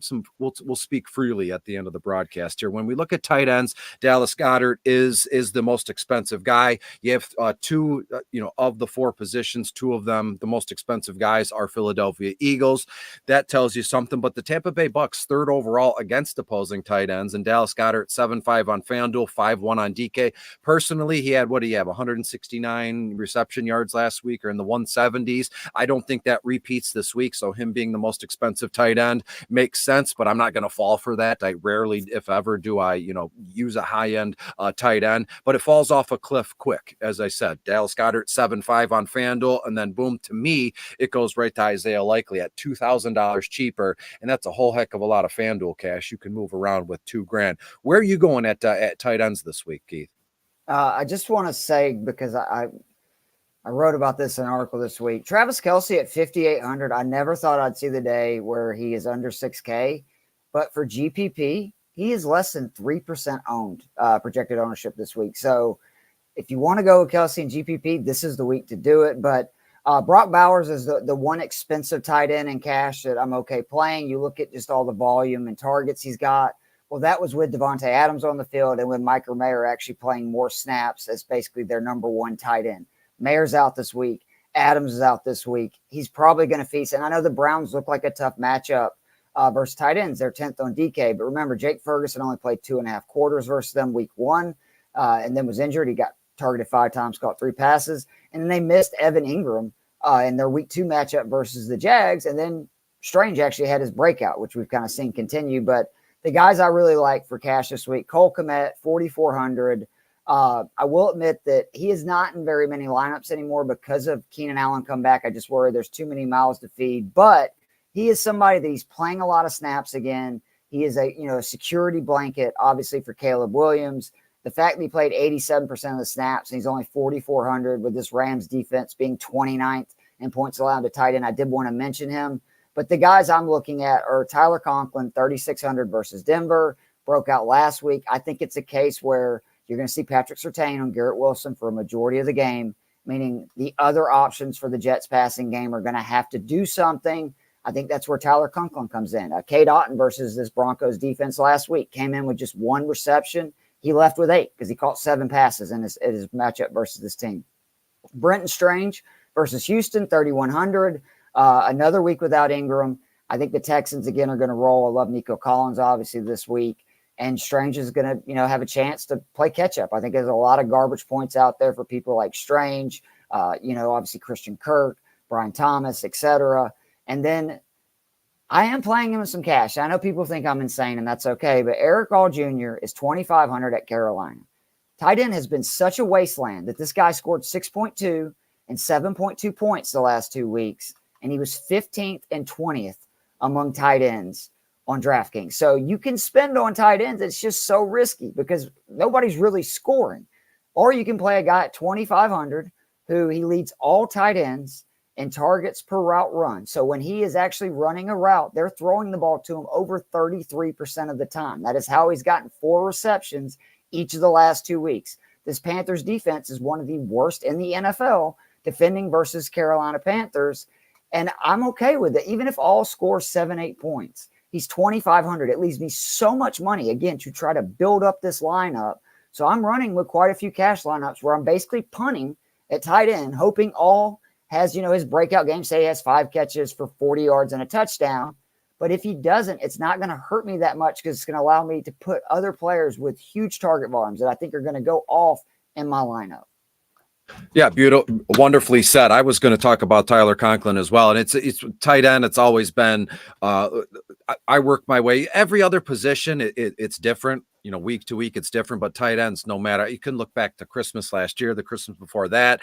I don't even look at the names first. I look at the DVP, and if it's green, then I work. So if I look at the DVP 30 in the 30s, the high 20s, then I work my way back. And that led me to Tyler Conklin was an easy move because of Aaron Rodgers. If the Aaron Rodgers that we saw last time out, just absolutely dismantle a defense with where he placed the football and things along those lines. Tyler Conklin is going to be an absolute monster, not only in seasonal formats because of, Aaron Rodgers' propensity to target tight ends and turn them into stars and studs. And then boom, when he's gone, it's done. Look at Tucker Kraft. I like him this week as well. Green Bay tight end. I believe, if I'm not mistaken, It was you, me, and Dave. It was like a Thanksgiving. It was the Thanksgiving broadcast. We were talking about punting tight ends, and he mentioned Tyler Kraft, and I think he scored twice. Yeah. Oh, yeah. And then, he did. then he's been on DFS radars ever since, and that was with Jordan Love, right? And now Jordan Love is back. Green Bay playing Minnesota. Green Bay's just got their offensive skill positions are so talented. You know, Tyler Kraft could fall by the wayside and catch a gravy line for any punt or fading. You know, the idea of tight end is like 3 to 4 catches, 35 to 40 yards, and the touchdown is gravy. So 4 catches, 40 yards, and a touchdown, right? That's 8 points plus the touchdown takes you over 10. Given his $3,000 on DraftKings, only 4.8 on DK. Minnesota 24th overall against tight ends, and this was again another easy move. Kansas City 32nd, dead last against opposing tight ends. Last time I checked, there's only 32 teams in the league. That whole spiel. Will Dissly, the Chargers tight end, is playing today, and Justin Herbert has targeted him in there. And that gravy line I mentioned, 3 to 4 receptions, 35 to 40 yards, and a touchdown, very much in play for Will Dissly here this afternoon. 4.8 on FanDuel, only $2,700 on DraftKings. And then I'll say it, slam dunk of the day. I don't like to talk that way in DFS, but it's Isaiah Likely. Just given the way I think that the game flows and what to expect from both teams and how we get to point A to point B, Buffalo gets up and Baltimore's playing from behind, and given given his price tag, the volume and it's just Lamar only threw it 15 times last week because of the game script. If you really look, he's had one monster game and one not so monster game. Last week doesn't count. They threw it 15 times. So I think that he's obviously going to throw this week. I like that a lot. It's like a Justin Fields stat line. He's like, going to complete 18 to 19 passes for around 200 yards. But you're going to bank on at least, anywhere from 75 to 80 yards. So realistically, you're on the cusp of 300 all-purpose yards, but it doesn't matter how you get them, whether they're all passing yards or you split them up, right? Between Fields or Lamar Jackson here. So before we split, we got about 7 minutes before 1 p.m. If you got any DSTs, you can mention them. You want to mention your parlay, have at it. We're going to have, a 7-minute free for all. We can answer questions. You can talk about your dogs, your golf game, your handicap, whatever it is. And I'm going to look into getting like a real-time graphic guy. Like as we're talking, the graphics will pop up. I mean, I'm sure we'd need to give Michael some advance, but some of those big stations like Fox and the NFL Network, the guys just talk, and there's someone, where the headset just pumping up graphics real time. Probably a little much to ask for, since I don't know. We're just like Fox or NBC. Why not? So Michael, do some homework, put down is it a DMT pen or a THC pen? And we're gonna really hammer some real-time graphics out this time next week. So Keith, what do you want to talk about? Air out some laundry, I'll do a few defenses and then a quick prop parlay, and I'll make it fast. I do like Minnesota at Green Bay. I know Love's playing. This is a team with at least 5 sacks, 2 forced turnovers. Each one of their games, they really stymied both Stroud and Brock Purdy the last 2 weeks. I also like the Texans versus the Jaguars, and I also like the Bears this week versus the Rams. There's only 3 defenses. I actually am spending up this week in cash, which I normally don't do. And then a real quick parlay. It's a $5 bet to win 135. Nico Collins over 67.5 yards. That's a sell. Michael Wilson over 43.5. Chris Godwin over 66.5. Roma Dunze over 39.5. Calvin Austin over 13.5. And Aaron Jones over 59.5 yards. I hope everybody has a great week this week. And Chris, why don't you go ahead and give your parlay and then end the show however you want. See, wouldn't that be sweet if, as you're saying it, it's like they fall down, like, I want the New Orleans Saints +1. It falls down the screen like a raindrop. Jamie's my favorite. He'd rather listen to us over the guys at Fox. Yeah, Jamie's all over the place. I see, you scroll in and you find a live. I normally look at check in on the Fantasy Six Pack live broadcast just to chat and everything. Jamie's everywhere. So shout out to Jamie. I believe he came over from Facebook years ago, from the Fantasy Football Facebook page or group I started. When we look at the schedule today, there are at least 6 teams that I think we can get plus points in points spread. Like right now, I think the San Francisco 49ers at home beat New England, but I would take the New England Patriots plus the 10.5 points. That's my first one. The Chargers, I have the Chargers losing at home against Kansas City, but I'm still going to take them plus the 7.5 points. So you see where I'm going here. The Buffalo Bills in Baltimore, I think they win. You can get Buffalo plus points, plus 2.5 points. Washington in Arizona, I think Washington wins, and you can get Washington plus 3.5 points. That's nuts to me. And anything plus points is normally going to be, plus odds, plus 110, plus 120, things like that. And two little over in New Orleans. New Orleans is in Atlanta. I think New Orleans wins outright, and you can get New Orleans plus 1.5, another beautiful one. And two unders I like. The Cincinnati Bengals at Carolina. I have Carolina. That's got to be the upset special of the last 6 months, probably, but not really, right? Because Cincinnati, Burrow threw for multiple touchdowns, and they still lost. And Carolina looks, with Andy Dalton, it looks. Chris, teams favored by 6 points this year through 3 weeks are 2-16 against the spread. The dogs are alive and well, and dogs have won 10 of those 18 games. So I love seeing that you got the Pats and the Chargers, and then again, they lose. All big dogs. You know how many, even still, when you can't turn on the TV or the radio without sports betting advice, I still, every once in a while, I'll get someone that'll say, I'll get one after this broadcast. So San Francisco's going to win the game, but you're taking the Patriots to make that make sense. Well, just add the points. If the total, yeah. If the totals, it's weird to explain. If the I'll leave it alone. Give me the Carolina Panthers and the Cincinnati Bengals under 65.5 total points, and the Pittsburgh Steelers at the Colts. I have Pittsburgh to win 20-17, so take the under 40.5, or I've seen some of it at 38.5, and that is that's tough given the fact that I have 37 total points, and you're going to take the under here.